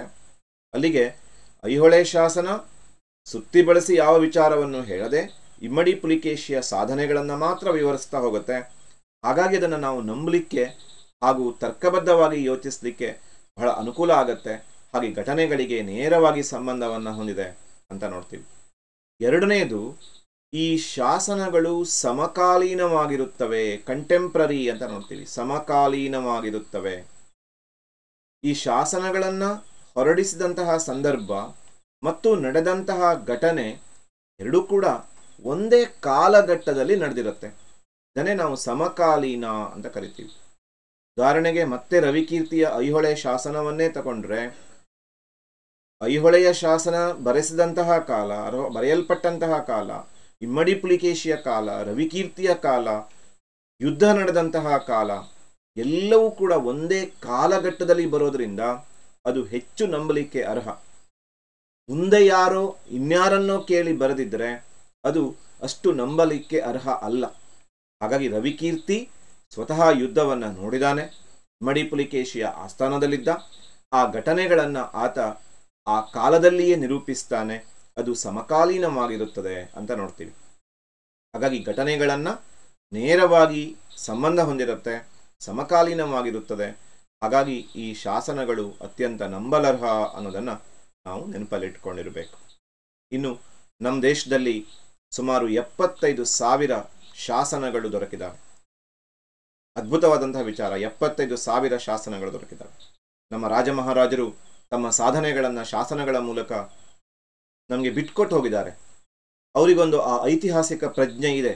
ಮುಂದೆ ಯಾವಾಗಾದರೂ ಒಂದ್ಸಲ ಈ ಶಾಸನಗಳು ನಮ್ಮ ಇತಿಹಾಸವನ್ನು ರಚಿಸಲಿಕ್ಕೆ ಸಹಾಯ ಮಾಡಲಿ, ತಮ್ಮ ಸಾಧನೆಯನ್ನು ತಿಳ್ಕೊಳ್ಳಿಕ್ಕೆ ಸಹಾಯ ಮಾಡಲಿ ಅನ್ನುವ ದೂರಾಲೋಚನೆಯನ್ನು ಗಮನಿಸ್ತೀವಿ. ದೊರಕಿರುವಂತಹ ಶಾಸನಗಳಲ್ಲಿ ನಮಗೆ ಅಶೋಕನ ಶಾಸನಗಳೇ ಅತ್ಯಂತ ಪ್ರಾಚೀನವಾದಂತಹ ಶಾಸನ ಅಂತ ನೋಡ್ತೀವಿ. ಈ ಅಶೋಕನ ಶಾಸನಗಳು ಬೇರೆ ಬೇರೆ ಲಿಪಿಗಳಲ್ಲಿದ್ದಾವೆ, ಬೇರೆ ಬೇರೆ ಭಾಷೆಗಳಲ್ಲಿದ್ದಾವೆ. ಅಶೋಕನ ಶಾಸನಗಳೇ ಅತ್ಯಂತ ಪ್ರಾಚೀನವಾಗಿರುವುದರಿಂದ ನಾವು ಅಶೋಕನನ್ನ ಶಿಲಾಶಾಸನಗಳ ಪಿತಾಮಹ ಅಂತಲೇ ಕರಿತೀವಿ. ಈ ಅಶೋಕನ ಶಿಲಾಶಾಸನಗಳು ನಮಗೆ ಅನೇಕ ವಿಚಾರಗಳನ್ನು ತಿಳ್ಕೊಳ್ಳಿಕ್ಕೆ ಸಹಾಯ ಮಾಡುತ್ತೆ. ಶಿಲಾಶಾಸನಗಳ ಪಿತಾಮಹ ಅನಿಸ್ಕೊಂಡಂತಹ ಅಶೋಕ ತಾನು ಬರೆಸಿದ ಶಾಸನಗಳಲ್ಲಿ ಅಂದು ತನ್ನ ಧರ್ಮವನ್ನು ಆತ ವಿಶೇಷವಾಗಿ ಉಲ್ಲೇಖಿಸಿ ಬರಿತಾನೆ. ತನ್ನ ಪ್ರಜಾ ಕಲ್ಯಾಣದ ಕುರಿತು ಆತ ವಿವರಣೆಯನ್ನು ಕೊಡ್ತಾ ಹೋಗ್ತಾನೆ. ಬೌದ್ಧ ಧರ್ಮದ ಬಗ್ಗೆ ನಮಗೆ ಮಾಹಿತಿ ಸಿಗತ್ತೆ. ಹೀಗೆ ಅಶೋಕನ ಶಾಸನಗಳು ಆ ಕಾಲದ ಧಾರ್ಮಿಕ ರಾಜಕೀಯ ಚಿತ್ರಣವನ್ನು ನಮಗೆ ಹೇಳ್ಕೊಡುತ್ತೆ. ಇವುಗಳನ್ನು ಹೊರತುಪಡಿಸಿದರೆ ನಮಗೆ ದೊರಕಿರುವಂತಹ ಶಾಸನಗಳಲ್ಲಿ ಉದಾಹರಿಸಲೇಬೇಕಾದಂತಹ ಶಾಸನಗಳನ್ನು ನಾವಿಲ್ಲಿ ಹೆಸರಿಸಲೇಬೇಕು. ಅದರಲ್ಲಿ ಮೊದಲನೇದಾಗಿ ಅಲಹಾಬಾದ್ ಸ್ತಂಭ ಶಾಸನ ಬಹಳ ಪ್ರಮುಖವಾದಂತಹ ಒಂದು ಶಾಸನ ಅನಿಸ್ಕೊಳ್ಳುತ್ತೆ. ಅಲಹಾಬಾದ್ ಸ್ತಂಭ ಶಾಸನ. ಈ ಅಲಹಾಬಾದ್ ಸ್ತಂಭ ಶಾಸನ ಇದನ್ನ ಹರಿಸೇನ ಬರಿತಾನೆ. ಹರಿಸೇನ ಅನ್ನೋನು ಸಮುದ್ರಗುಪ್ತನ ಆಸ್ಥಾನದಲ್ಲಿದ್ದಂತಹ ಕವಿಯಾಗಿದ್ದ ಮತ್ತು ಆತ ಸೇನಾನಿಯೂ ಆಗಿದ್ದ ಅನ್ನುವ ಉಲ್ಲೇಖ ಸಿಗತ್ತೆ. ಹರಿಸೇನ ಈ ಅಲಹಾಬಾದ್ ಸ್ತಂಭ ಶಾಸನದಲ್ಲಿ ಸಮುದ್ರಗುಪ್ತನ ದಿಗ್ವಿಜಯಗಳನ್ನು ಅತ್ಯಂತ ಸೊಗಸಾಗಿ ವಿವರಿಸ್ತಾನೆ. ಸಮುದ್ರಗುಪ್ತನ ದಿಗ್ವಿಜಯದ ಸಂಪೂರ್ಣ ಮಾಹಿತಿ ತಿಳ್ಕೊಳ್ಳೋದಕ್ಕೆ ನಮಗೆ ಅಲಹಾಬಾದ್ ಸ್ತಂಭ ಶಾಸನ ಸಹಾಯ ಮಾಡುತ್ತೆ. ಇದನ್ನೇ ನಾವು ಉದಾಹರಣೆಯಾಗಿ ನೇರವಾಗಿ ಘಟನೆಗಳಿಗೆ ಸಂಬಂಧಪಟ್ಟಿರುತ್ತದೆ ಮತ್ತು ಸಮಕಾಲೀನವಾಗಿರುತ್ತದೆ ಅಂತ ನೋಡ್ತಾ ಬಂದರೆ, ಇಲ್ಲಿ ಹರಿಸೇನ ಸಮುದ್ರಗುಪ್ತ ಇಬ್ಬರೂ ಕೂಡ ಸಮಕಾಲೀನರು ಮತ್ತು ಆತನ ದಿಗ್ವಿಜಯ ಕೂಡ ಅದೇ ಕಾಲದಲ್ಲಿ ನಡೆದಿದ್ದು, ಹಾಗೂ ಈ ಶಾಸನ ನೇರವಾಗಿ ದಿಗ್ವಿಜಯವನ್ನೇ ವರ್ಣಿಸುತ್ತೆ. ಹಾಗೆ ನಂಬಲಿಕ್ಕೆ ಹೆಚ್ಚು ಅರ್ಹವಾಗಿದೆ ಅಂತ ನೋಡ್ತೀವಿ. ಇನ್ನು ಮುಂದುವರೆದು ಎರಡನೆಯ ಒಂದು ಉದಾಹರಿಸಲೇಬೇಕಾದ ಶಾಸನಕ್ಕೆ ಬಂದರೆ ಖಾರವೇಲ. ಈ ಖಾರವೇಲ ಬರೆಸಿದಂತಹ ಹಾತಿಗುಂಪ ಅಥವಾ ಹತಿಗುಂಪ ಅಂತ ಕೂಡ ಕರೀತಾರೆ. ಹಾತಿಗುಂಪ ಶಾಸನ ಉದಯಗಿರಿಯ ಗುಹೆಯಲ್ಲಿ ಇರುವಂತಹ ಈ ಹಾತಿಗುಂಪ ಶಾಸನ ನಮಗೆ ಖಾರವೇಲನ ಬಗ್ಗೆ ತಿಳ್ಕೊಳ್ಳೋದಕ್ಕೆ ಆಧಾರಗಳ ಅತಿಯಾದಂತಹ ಕೊರತೆ ಕಾಡ್ತಾ ಇತ್ತು. ಆ ಆಧಾರಗಳ ಕೊರತೆಯನ್ನು ನೀಗಿಸಿ ಖಾರವೇಲನ ಬಗ್ಗೆ ತಿಳ್ಕೊಳ್ಳೋದಕ್ಕೆ ಹಾತಿಗುಂಪ ಶಾಸನ ನಮಗೆ ಅತ್ಯಂತ ಸಹಾಯ ಮಾಡುತ್ತೆ. ಹಾಗೂ ಹಾತಿಗುಂಪ ಶಾಸನ ಮತ್ತು ಕಾರವೇಲ ಸಮಕಾಲೀನರಾಗಿದ್ದರು ಮತ್ತು ಕಾರವೇಲನ ಸಾಧನೆಗಳು ಕೂಡ ಅದೇ ಕಾಲದಲ್ಲಿ ನಡೆದಿದ್ದುವು ಅಂತ ನೋಡ್ತೀವಿ. ಇನ್ನು ಮೂರನೆಯ ಒಂದು ಆಧಾರಕ್ಕೆ, ಶಾಸನಗಳ ಆಧಾರಕ್ಕೆ ಬಂದರೆ ನಾವು ಹೇಳಲೇಬೇಕಾದಂತಹ ಇನ್ನೊಂದು ಶಾಸನ ಯಾವುದು ಅಂತ ಕೇಳಿದ್ರೆ ಅದು ರವಿಕೀರ್ತಿ ರಚಿಸಿದಂತಹ ಐಹೊಳೆಯ ಶಾಸನ. ಆಗಲೇ ಇದರ ಬಗ್ಗೆ ಪ್ರಸ್ತಾವನೆಯನ್ನು ಮಾಡಲಾಗಿತ್ತು. ಐಹೊಳೆ ಶಾಸನ ಏನಿದೆ ಇದು ಬಾದಾಮಿ ಚಾಲುಕ್ಯರ ಪ್ರಸಿದ್ಧ ದೊರೆಯಾದಂತಹ ಇಮ್ಮಡಿ ಪುಲಿಕೇಶಿ, ಈ ಇಮ್ಮಡಿ ಪುಲಿಕೇಶಿಯ ಸಾಧನೆಗಳನ್ನು ವರ್ಣನೆ ಮಾಡುತ್ತೆ. ವಿಶೇಷವಾಗಿ ಹರ್ಷವರ್ಧನ, ಉತ್ತರ ಪತೇಶ್ವರ ಅನಿಸ್ಕೊಂಡಂತಹ ಹರ್ಷವರ್ಧನ ಹಾಗೂ ಇಮ್ಮಡಿ ಪುಲಿಕೇಶಿ ಇವರ ನಡುವೆ ನಡೆದಂತಹ ಪ್ರಮುಖವಾದಂತಹ ಕಾಳಗ ಏನಿದೆ, ನರ್ಮದಾ ನದಿ ಕಾಳಗ. ಈ ನರ್ಮದಾ ನದಿ ಕಾಳಗದ ಬಗ್ಗೆ ನಮಗೆ ಅನೇಕ ಇತಿಹಾಸಕಾರರಲ್ಲಿ ಗೊಂದಲಗಳಿದ್ದು, ಆ ಗೊಂದಲವನ್ನು ನಿವಾರಿಸುವಲ್ಲಿ ರವಿಕೀರ್ತಿಯ ಐಹೊಳೆ ಶಾಸನ ನಮಗೆ ಸಹಾಯ ಮಾಡುತ್ತೆ. ಹಾಗೆಯೇ ಸಿಯುಕಿ, ಹುಯೆನ್ ಸ್ಯಾಂಗ್ ಬರೆದ ಸಿಯುಕಿ ಕೂಡ ಇದರ ಬಗ್ಗೆ ನಮ್ಗೆ ಉಲ್ಲೇಖ ಕೊಡುತ್ತೆ ಅಂತ ನೋಡ್ತೀವಿ. ಅಲ್ಲಿಗೆ ಇಮ್ಮಡಿ ಪುಲಿಕೇಶಿ ಮತ್ತು ಹರ್ಷವರ್ಧನನ ನಡುವಿನ ಯುದ್ಧ ಹಾಗೂ ಇಮ್ಮಡಿ ಪುಲಿಕೇಶಿಯ ಸಂಪೂರ್ಣವಾದಂತಹ ದಿಗ್ವಿಜಯ, ಇವುಗಳ ಬಗ್ಗೆ ನಮಗೆ ನೇರವಾಗಿ ಮಾಹಿತಿಯನ್ನು ಕೊಡೋದು ರವಿಕೀರ್ತಿಯ ಐಹೊಳೆ ಶಾಸನ ಅಂತ ನೋಡ್ತೀವಿ. ಇನ್ನು ಮುಂದುವರೆದು ಇನ್ನೊಂದು ಉದಾಹರಣೆಯನ್ನು ನಾವು ಕರ್ನಾಟಕಕ್ಕೆ ಸಂಬಂಧಪಟ್ಟಂತೆ ತಗೊಳ್ಳೋದಾದರೆ ಹಲ್ಮಿಡಿ ಶಾಸನ, ಕನ್ನಡದ ಮೊಟ್ಟ ಮೊದಲ ಶಾಸನ ಅಂತ ನೋಡ್ತೀವಿ. ಕರ್ನಾಟಕದ ಹಾಸನ ಜಿಲ್ಲೆಯಲ್ಲಿ ಈ ಶಾಸನ ದೊರಕಿದೆ ಅಂತ ನೋಡ್ತೀವಿ. ಹಾಸನ ಜಿಲ್ಲೆ, ಬೇಲೂರು ತಾಲೂಕು ಹಾಗೂ ಬೇಲೂರು ತಾಲೂಕಿನಲ್ಲಿ ಹಲ್ಮಿಡಿ ಎಂಬ ಗ್ರಾಮದಲ್ಲಿ ಸುಮಾರು ಸಾಮಾನ್ಯ ಶಕ 450 ಸುಮಾರಿಗೆ ಬರೆಯಲ್ಪಟ್ಟಂತಹ ಕದಂಬ ವಂಶಸ್ಥನಾದಂತಹ ಕಾಕುತ್ಸವರ್ಮನಿಗೆ ಸಂಬಂಧಿಸಿದಂತಹ ಶಾಸನ ಈ ಹಲ್ಮಿಡಿ ಶಾಸನ ಅಂತ ನೋಡ್ತೀವಿ. ಅಲಹಾಬಾದ್ ಸ್ತಂಭ ಶಾಸನ, ಐಹೊಳೆ ಶಾಸನಗಳೆಲ್ಲ ದಿಗ್ವಿಜಯಗಳನ್ನು ವರ್ಣಿಸುತ್ತೆ, ಹಾಗೆ ಇದನ್ನು ಪ್ರಶಸ್ತಿ ಶಾಸನಗಳು ಅಂತ ಕರಿತೀವಿ. ಆದರೆ ಈ ಹಲ್ಮಿಡಿ ಶಾಸನ ಏನಿದೆ ಇದೊಂದು ದಾನ ಶಾಸನ ಅಂತ ನೋಡ್ತೀವಿ. ದಾನವಾಗಿ ಕೊಟ್ಟಂತಹ ಮಾಹಿತಿಯನ್ನು ಇದು ನಮಗೆ ಕೊಡುತ್ತೆ. ಕನ್ನಡದ ಮೊಟ್ಟ ಮೊದಲ ಶಾಸನ ಅಂತ ನಮಗೆ ಇದುವರೆಗೆ ಲಭ್ಯವಿರುವ ಶಾಸನಗಳಲ್ಲಿ ಕನ್ನಡದ ಮೊದಲ ಶಾಸನ ಯಾವುದು, ನೇರವಾಗಿ 1 ಅಂಕಕ್ಕೆ ಕೇಳ್ತಾರೆ, ಕನ್ನಡದ ಮೊದಲ ಶಾಸನ ಯಾವುದು ಅಂತ ಕೇಳಿ ಅದು ಈ ಹಲ್ಮಿಡಿ ಶಾಸನ ಅಂತ ನೋಡ್ತೀವಿ. ಹಲ್ಮಿಡಿ ಎಂಬ ಗ್ರಾಮದಲ್ಲಿ ದೊರೆತಂತಹ ದಾನ ಶಾಸನ. ಈ ಶಾಸನಗಳು ನಮಗೆ ನಂಬಲರ್ಹವಾದಂತಹ ಮಾಹಿತಿಯನ್ನು ಕೊಡುತ್ತೆ ಅನ್ನೋದನ್ನು ನಾವು ಈಗ ತಾನೇ ನೇರವಾಗಿ ಘಟನೆಗಳಿಗೆ ಸಂಬಂಧಪಟ್ಟಿರುತ್ತೆ ಹಾಗೂ ಅವು ಏನು ಮಾಡುತ್ತೆ ಅಂತ ಕೇಳಿದರೆ ಸಮಕಾಲೀನವೂ ಆಗಿರುತ್ತೆ ಅಂತ ಈಗ ನಾವು ತಿಳ್ಕೊಂಡಿದ್ದೀವಿ. ನಾವಿಲ್ಲಿ ಹಲ್ಮಿಡಿ ಶಾಸನದ ಒಂದು ಫೋಟೋವನ್ನು ಕೂಡ ನಾವು ಗಮನಿಸ್ತಾ ಇದ್ದೀವಿ. ಹಲ್ಮಿಡಿ ಶಾಸನ, ಈ ಥರ ಆ ಶಾಸನವನ್ನು ಗಮನಿಸಿದರೆ ಇಲ್ಲಿ ಸಾಮಾನ್ಯ ಶಕ ಪೂರ್ವ 450 ಸುಮಾರಿಗೆ ರಚನೆಯಾದಂತಹ ಈ ಹಲ್ಮಿಡಿ ಶಾಸನದಲ್ಲಿ ದಾನ ಮಾಡಿದರ ಬಗ್ಗಿನ ವಿವರಗಳನ್ನು ನೋಡ್ತೀವಿ. ಇದೊಂದು ದಾನ ಶಾಸನ. Doctor M.H. ಕೃಷ್ಣ ಅವರು ಇದನ್ನು ಓದುವಲ್ಲಿ ಯಶಸ್ವಿಯಾಗಿದ್ದಾರೆ ಅಂತ ಕೂಡ ನೋಡ್ತೀವಿ. ಕದಂಬರ ಬಗ್ಗೆ, ಕದಂಬರ ದಾನ ಧರ್ಮದ ಬಗ್ಗೆ ತಿಳ್ಕೊಳ್ಳೋದಕ್ಕೆ ನಮಗೆ ಈ ಶಾಸನ ಸಹಾಯ ಮಾಡುತ್ತೆ. ಅಂದಿನ ರಾಜ ಮಹಾರಾಜರು ಯಾವ ರೀತಿ ತಮ್ಮ ಪ್ರಜೆಗಳಿಗೆ ಅಥವಾ ಯುದ್ಧದಲ್ಲಿ ಸಹಾಯ ಮಾಡಿದವರಿಗೆ ಅಥವಾ ಬೇರೆ ಬೇರೆ ರೀತಿಯಲ್ಲಿ ನೆರವಾದವರಿಗೆ, ಉತ್ತಮವಾದಂತಹ ಸಮಾಜ ಸೇವೆಯನ್ನು ಮಾಡಿದವರಿಗೆ ಶಾಸನಗಳ ಮೂಲಕವಾಗಿ ಅವರು ಶಾಸನಗಳಲ್ಲಿ ಉಲ್ಲೇಖಿಸಿ ಅವರಿಗೆ ದಾನ ಧರ್ಮಗಳನ್ನು ಮಾಡ್ತಿರುವ ಅನ್ನೋ ವಿಚಾರಗಳು ಕೂಡ ನಮಗೆ ಶಾಸನಗಳ ಮೂಲಕ ತಿಳಿಯುತ್ತೆ. ಹೀಗೆ ನಾವು ಈ ಭಾಗದಲ್ಲಿ ಪ್ರಾಕ್ತನ ಆಧಾರಗಳ ಬಗ್ಗೆ ಸಾಕಷ್ಟು ಮಾಹಿತಿಯನ್ನು ನೋಡಿದ್ದೀವಿ. ಇದುವರೆಗೆ ನೋಡಿದಂತಹ ಅಂಶಗಳಲ್ಲಿ ಅತ್ಯಂತ ಪ್ರಮುಖವಾದಂತಹ ಅಂಶಗಳನ್ನು 1-2 ನಿಮಿಷಗಳಲ್ಲಿ ನಾವು ಮೆಲುಕು ಹಾಕೋದಾದರೆ, ಮೊದಲನೇದಾಗಿ ಆಧಾರವಿಲ್ಲದೆ ಇತಿಹಾಸವಿಲ್ಲ. ಯಾಕೆ ಅನ್ನೋದನ್ನು ನೆನಪು ಮಾಡಿಕೊಳ್ಳಿ. ಇತಿಹಾಸ ಅನ್ನೋದು ಗತಕಾಲದ ಘಟನೆಗಳ ದಾಖಲೆ. ಈ ಘಟನೆಗಳನ್ನು ಪುನರಾವರ್ತನೆ ಮಾಡುವುದಕ್ಕೆ, ಪುನರ್ ನಿರ್ಮಾಣ ಮಾಡುವುದಕ್ಕೆ ಸಾಧ್ಯವಿಲ್ಲ. ಹಾಗಾಗಿ ಆಧಾರಗಳ ಮೂಲಕವೇ ಇತಿಹಾಸವನ್ನು ರಚನೆ ಮಾಡಬೇಕು. ಇನ್ನು 2 ಕಾಲಗಳು, ಒಂದು ಇತಿಹಾಸ ಪೂರ್ವ ಕಾಲ, ಇನ್ನೊಂದು ಇತಿಹಾಸ ಕಾಲ. ಇತಿಹಾಸ ಕಾಲ, ಇತಿಹಾಸ ಪೂರ್ವ ಕಾಲಗಳ ನಡುವಿನ ವ್ಯತ್ಯಾಸಗಳನ್ನು ನೆನಪಲ್ಲಿಟ್ಟುಕೊಂಡಿರಿ. ಲಿಖಿತ ದಾಖಲೆಗಳು ಲಭ್ಯವಿದ್ದರೆ ಅದು ಇತಿಹಾಸ ಕಾಲ, ಲಿಖಿತ ದಾಖಲೆಗಳು ಲಭ್ಯವಿಲ್ಲದಿದ್ದರೆ ಅದು ಇತಿಹಾಸ ಪೂರ್ವಕಾಲ. ಆಮೇಲೆ ನಾವು ನೋಡಿದ ಇನ್ನೊಂದು ಅಂಶ ಏನು ಅಂತ ಕೇಳಿದರೆ ಪ್ರಾಕ್ತನ ಆಧಾರ ಅಂದ್ರೆ ಏನು ಅಂತ. ಆಧಾರಗಳಲ್ಲಿ 2 ಪ್ರಕಾರಗಳನ್ನು ನೋಡಿದ್ದೀವಿ, ಪ್ರಾಕ್ತನ ಆಧಾರ, ಸಾಹಿತ್ಯಾಧಾರ, 2 ಆಧಾರಗಳು. ಅದರಲ್ಲಿ ಪ್ರಾಕ್ತನ ಆಧಾರ ಪ್ರಾಚೀನ ಮಾನವನ ಜೀವನ ಮತ್ತು ಚಟುವಟಿಕೆಗಳ ಅವಶೇಷ ಅಂತ ನೋಡ್ತೀವಿ, ಅದು ಪ್ರಾಕ್ತನ ಆಧಾರ. ಸಾಹಿತ್ಯ ಆಧಾರ ಅಂತಂದ್ರೆ ನಮಗೆ ಲಿಖಿತವಾಗಿ ದೊರಕಿದಂತಹ ಆಧಾರಗಳು. ಪ್ರಾಕ್ತನ ಆಧಾರಗಳಲ್ಲಿ ಅನೇಕ ಪ್ರಕಾರಗಳನ್ನು ನೋಡಿದ್ದೀವಿ. ಭೂಮಿಯನ್ನು ವೈಜ್ಞಾನಿಕವಾಗಿ ಅಗೆದು ಮೂಲಾಧಾರಗಳನ್ನು ಶೋಧಿಸುವಂತಹ ಉತ್ಖನನವನ್ನು ನೋಡಿದ್ದೀವಿ. ಆ ನಂತರ ನಮಗೆ ಪ್ರಾಚೀನ ಕಾಲದ ಲಿಪಿ, ರಾಜನ ಬಿರುದು, ಸಾಮ್ರಾಜ್ಯದ ಗಡಿ, ಲೋಹವಿದ್ಯೆ ಮೊದಲಾದ ಅಂಶಗಳನ್ನು ಹೇಳುವಂತಹ ನಾಣ್ಯಗಳು ಹಾಗೂ ನಾಣ್ಯಗಳ ಅಧ್ಯಯನ, ಇದು ಕೂಡ ಬಹಳ ಮಹತ್ವದ ಒಂದು ಅಂಶ.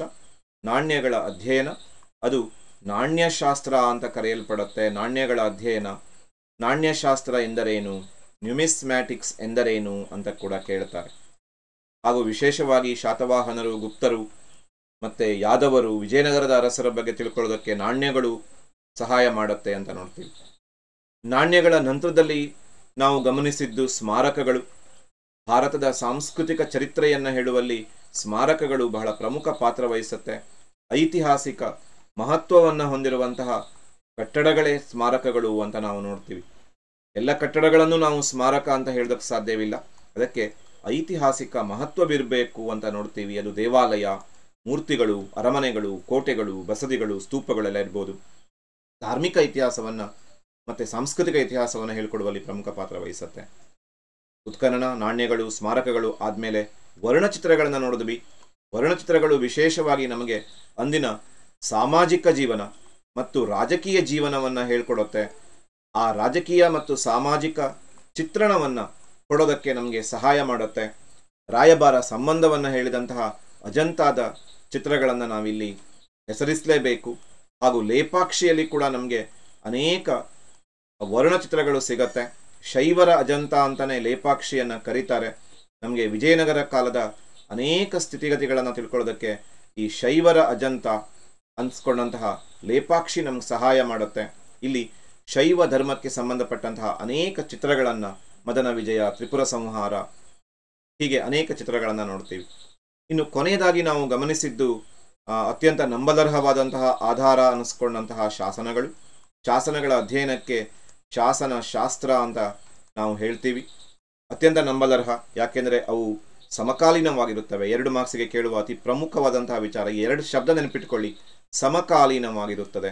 ಘಟನೆಗಳಿಗೆ ನೇರವಾಗಿ ಸಂಬಂಧವನ್ನು ಹೊಂದಿರುತ್ತೆ ಶಾಸನಗಳು. ಬಹುಶಃ ನಿಮಗೆ ಈ 2 ಪಾಯಿಂಟ್ಸ್ಗಳು ಅರ್ಥವಾಗಿದೆ ಅನ್ಕೋತೀನಿ. ಘಟನೆಗಳಿಗೆ ನೇರ ಸಂಬಂಧ. ಇನ್ನೂ ಒಂದ್ಸಲ ಅದನ್ನು ನಿಮಗೆ ಕ್ಲಾರಿಫೈ ಮಾಡೋದಾದರೆ, ಒಂದು ಉದಾಹರಣೆನ ಇಟ್ಕೊಂಡು ಹೇಳೋದಾದರೆ, ಇಲ್ಲಿ ಅಲಹಾಬಾದ್ ಸ್ತಂಭ ಶಾಸನವನ್ನೇ ಇಟ್ಕೊಳ್ಳಿ. ಅಲಹಾಬಾದ್ ಸ್ತಂಭ ಶಾಸನ ಏನು ಹೇಳುತ್ತೆ ಅಂತ ಕೇಳಿದರೆ, ಸಮುದ್ರಗುಪ್ತನ ದಿಗ್ವಿಜಯವನ್ನು ಹೇಳುತ್ತೆ. ನೇರವಾಗಿ ಘಟನೆಯನ್ನು ಹೇಳುತ್ತೆ. ಸಮುದ್ರಗುಪ್ತನ ದಿಗ್ವಿಜಯ ಅಲ್ಲಿಗೆ ನಮಗೆ ಏನು ಹೇಳುತ್ತೆ ಅನ್ನೋದನ್ನು ಅದು ನಾವು ಅಂದಾಜಿಸಬೇಕಾದ ಅಗತ್ಯ ಇಲ್ಲ. ನೇರವಾಗಿ ಹೇಳುತ್ತೆ ಸಮುದ್ರಗುಪ್ತ ಏನು ದಿಗ್ವಿಜಯ ಮಾಡಿದ, ಅವನ ಉತ್ತರ ಭಾರತ ದಂಡಯಾತ್ರೆ ಏನು, ದಕ್ಷಿಣ ಭಾರತ ದಂಡಯಾತ್ರೆ ಏನು ಅಂತ. ಹಾಗೂ ಈ ಅಲಹಾಬಾದ್ ಸ್ತಂಭ ಶಾಸನವನ್ನು ಹೊರಡಿಸಿದಂತಹ ಹರಿಸೇನ ಏನಿದ್ದಾನೆ, ಸ್ವತಃ ಈ ಹರಿಸೇನ ಆ ಅಲಹಾಬಾದ್ ಸ್ತಂಭ ಶಾಸನವನ್ನು ಬರೆಯುವ ಪೂರ್ವದಲ್ಲಿ ಅವನ ಎಲ್ಲ ದಿಗ್ವಿಜಯಗಳನ್ನು ಕಣ್ಣಾರೆ ಕಂಡವನು, ಸೇನಾಪತಿಯಾಗಿದ್ದವನು. ಸಮುದ್ರಗುಪ್ತ, ಹರಿಸೇನ ಮತ್ತು ಅಲಹಾಬಾದ್ ಸ್ತಂಭ ಶಾಸನದ ವಿಷಯ ಇವೆಲ್ಲವೂ ಕೂಡ ಒಂದೇ ಕಾಲಘಟ್ಟದಲ್ಲಿ ನಡೆದು ಹೋಗಿದ್ದು. ಹಾಗಾಗಿ ನಂಬಲಿಕ್ಕೆ ಅರ್ಹ ಅಂತ ಹೇಳ್ತೀವಿ. ಉದಾಹರಿಸಲೇಬೇಕಾದ 5 ಶಾಸನಗಳಲ್ಲಿ ಅಶೋಕನ ಶಿಲಾಶಾಸನಗಳನ್ನು ಹೆಸರಿಸಬೇಕು.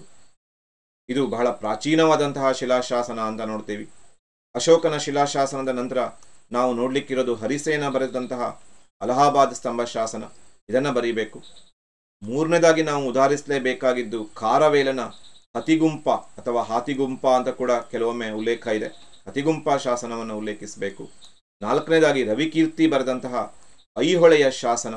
ಕರ್ನಾಟಕದ 2 ಶಾಸನಗಳನ್ನು ನಾವಿಲ್ಲಿ ಉಲ್ಲೇಖಿಸ್ತಾ ಇದ್ದೀವಿ, ಐಹೊಳೆ ಶಾಸನ ಮತ್ತು ಕನ್ನಡದ ಮೊಟ್ಟಮೊದಲ ಶಾಸನ ಅನ್ನಿಸ್ಕೊಂಡಂತಹ ಹಲ್ಮಿಡಿ ಶಾಸನ. ಇವೆಲ್ಲವುಗಳು ಕೂಡ ನಮಗೆ ಇತಿಹಾಸವನ್ನು ಪುನರ್ರಚನೆ ಮಾಡುವಲ್ಲಿ ಅತ್ಯಂತ ಉಪಯುಕ್ತಕರವಾದಂತಹ ಮಾಹಿತಿಯನ್ನು ನೀಡುತ್ತೆ. ಇವುಗಳ ಆಧಾರದ ಮೇಲಿಂದ ನಾವು ಇತಿಹಾಸವನ್ನು ರಚಿಸ್ತೀವಿ ಅಂತ ನೋಡ್ತೀವಿ. ಹೀಗೆ ನಾವು ಈ ಭಾಗದಲ್ಲಿ ಮೂಲಾಧಾರಗಳ ಪ್ರಕಾರಗಳು, ಇತಿಹಾಸ ಕಾಲ, ಇತಿಹಾಸ ಪೂರ್ವಕಾಲ ಮತ್ತು ಪ್ರಾಕ್ತನ ಆಧಾರ ಅಂದರೆ ಏನು, ಅದರ ಪ್ರಕಾರಗಳು ಯಾವ್ಯಾವುದು ನೋಡಿದ್ದೀವಿ. ಕಾಲ ನಿರ್ಣಯಿಸುವಂತಹ 2 ವಿಧಾನಗಳು, ಕಾರ್ಬನ್ 14 ಅಥವಾ 14 ಕಾರ್ಬನ್ 14 ಅಂತಲೇ ಇಟ್ಕೊಳ್ಳಿ, 14 ಮೊದಲು ಬರೆಯೋದು ಬೇಡ. ಕಾರ್ಬನ್ 14 ವಿಧಾನದ ಮೂಲಕವಾಗಿ ಕಾರ್ಬನ್ನ ಪರಮಾಣುಗಳ ಸಂಖ್ಯೆಯನ್ನು ಆಧರಿಸಿ ಕಾಲ ನಿರ್ಣಯ ಮಾಡುವ ವಿಧಾನ ಇದೆ. ಹಾಗೆಯೇ ಪೊಟ್ಯಾಷಿಯಂ ವಿಧಾನದ ಮೂಲಕವಾಗಿ ಕೂಡ ನಾವು ಕಾಲನಿರ್ಣಯವನ್ನು ವೈಜ್ಞಾನಿಕವಾಗಿ ಮಾಡ್ತೀವಿ. ಇತಿಹಾಸವನ್ನು ವೈಜ್ಞಾನಿಕವಾಗಿ ರಚಿಸುವಲ್ಲಿ ಇವೆಲ್ಲ ಸಹಾಯ ಮಾಡುತ್ತೆ. JB ಬ್ಯೂರಿ ಹೇಳಿದ ಹಾಗೆ ಇತಿಹಾಸವು ಒಂದು ವಿಜ್ಞಾನ, ಹೆಚ್ಚು ಅಲ್ಲ ಕಡಿಮೆಯೂ ಅಲ್ಲ ಅನ್ನೋ ದಿಶೆಯಲ್ಲಿ ನಮಗೆ ಈ 2 ವಿಧಾನಗಳು ಸಹಾಯ ಮಾಡ್ತಾ ಇದ್ದಾವೆ ಅಂತ ನೋಡ್ತೀವಿ. ಇವಿಷ್ಟು ಈ ಭಾಗದಲ್ಲಿ ನಾವು ಅಧ್ಯಯನ ಮಾಡಿದ ವಿಷಯಗಳು. ಮುಂದಿನ ಭಾಗದಲ್ಲಿ ಮೊದಲನೆಯ ಪಾಠದ ಒಂದು ಕೊನೆಯ ಭಾಗವಾದಂತಹ ಸಾಹಿತ್ಯ ಆಧಾರಗಳು. ಈ ಸಾಹಿತ್ಯ ಆಧಾರದಲ್ಲಿ ನಾವು ಒಂದು ಭಾಗದಲ್ಲಿ ದೇಶೀಯ ಸಾಹಿತ್ಯ, ದೇಶೀಯ ಬರಹಗಾರರು ಬರೆದಂತಹ ಸಾಹಿತ್ಯ ಏನಿದೆ ಅದನ್ನು, ಹಾಗೂ ಮತ್ತೊಂದು ಭಾಗದಲ್ಲಿ ವಿದೇಶಿ ಸಾಹಿತ್ಯವನ್ನು ಅಧ್ಯಯನ ಮಾಡೋಣ. ಅಲ್ಲಿಗೆ ಮೊದಲನೆಯ ಪಾಠ ಪೀಠಿಕೆಯನ್ನು ನಾವು ಸಂಪೂರ್ಣವಾಗಿ ನೋಡಿದಾಗತ್ತೆ. ಹಾಗೂ ಕೊನೆಯಲ್ಲಿ ಈ ಪಾಠದ ಎಲ್ಲ ಪ್ರಶ್ನೋತ್ತರಗಳನ್ನು ಕೂಡ ಒಂದ್ಸಲ ಚರ್ಚೆ ಮಾಡಿದರೆ ಅಲ್ಲಿಗೆ ಸಂಪೂರ್ಣವಾಗಿ ಒಂದು ಅಧ್ಯಾಯ ಪೂರ್ಣ ಆದಂಗಾಗುತ್ತೆ. ಇದನ್ನು ಚೆನ್ನಾಗಿ ನೋಡಿ. ಮತ್ತು ಬಹಳ ಪ್ರಮುಖವಾದಂಥ ಪ್ರಶ್ನೆ, ಪ್ರಾಕ್ತನ ಆಧಾರಗಳ ಮಹತ್ವವನ್ನು ಬರೆಯಿರಿ ಅನ್ನೋದು. ಅದು ಬಂದಾಗ ಉತ್ಖನನದ ಮಹತ್ವ, ನಾಣ್ಯಗಳ ಮಹತ್ವ, ಶಾಸನಗಳ ಮಹತ್ವ, ವರ್ಣಚಿತ್ರಗಳ ಮಹತ್ವ ಮತ್ತು ಸ್ಮಾರಕಗಳ ಮಹತ್ವವನ್ನು ನಾವು ಹೇಳಬೇಕಾಗತ್ತೆ. ಅದರಲ್ಲೂ ವಿಶೇಷವಾಗಿ ಎಲ್ಲಿ ನಮಗೆ ಲಿಖಿತ ದಾಖಲೆಗಳು ಲಭ್ಯವಿಲ್ವೋ, ಎಲ್ಲೆಲ್ಲಿ ಲಿಖಿತ ದಾಖಲೆಗಳು ಲಭ್ಯವಿಲ್ವೋ ಅಲ್ಲೆಲ್ಲ ನಮಗೆ ಈ ಪ್ರಾಕ್ತನ ಆಧಾರಗಳೇ ಅತ್ಯಂತ ನಿರ್ಣಾಯಕವಾದಂತಹ ಆಧಾರಗಳಾಗಿರುತ್ತೆ. ಲಿಖಿತ ದಾಖಲೆ ಇಲ್ಲದ ಸಂದರ್ಭದಲ್ಲಿ ನಮಗೆ ಬೇರೆ ದಾರಿ ಇಲ್ಲ. ಒನ್ ಆ್ಯಂಡ್ ಓನ್ಲಿ ಪ್ರಾಕ್ತನ ಆಧಾರ, ಇದೇ ಅದರ ಮಹತ್ವ. ಇದನ್ನು ಕನ್ಕ್ಲೂಷನ್ನಲ್ಲಿ ನಾವು ಬರೆದು ಆ ವಿಚಾರವನ್ನು ಮುಗಿಸೋಣ. ಇದುವರೆಗೆ ವಿಡಿಯೋವನ್ನು ವೀಕ್ಷಿಸಿದ್ದಕ್ಕಾಗಿ ನಿಮ್ಮೆಲ್ಲರಿಗೂ ಧನ್ಯವಾದಗಳು. ಈ ವಿಡಿಯೋವನ್ನು ಎಲ್ಲ ದ್ವಿತೀಯ PUCಯ ವಿದ್ಯಾರ್ಥಿಗಳೊಂದಿಗೆ ಹಂಚಿಕೊಳ್ಳಿ ಮತ್ತು ಈ ವಿಡಿಯೋ ಎಲ್ಲರಿಗೂ ದೊರಕುವಂತಾಗಲಿ. ಮತ್ತು ದ್ವಿತೀಯ PUCಯ ಇತಿಹಾಸಕ್ಕೆ ನೀವು ಅತ್ಯುತ್ತಮವಾಗಿ ಬರೆಯುವುದಕ್ಕೆ ಇದು ಮಾರ್ಗದರ್ಶನ ಮಾಡಲಿ ಅಂತ ಆಶಿಸ್ತಾ ಈ ಭಾಗವನ್ನು ಮುಗಿಸೋಣ. ಎಲ್ಲರಿಗೂ ನಮಸ್ತೆ.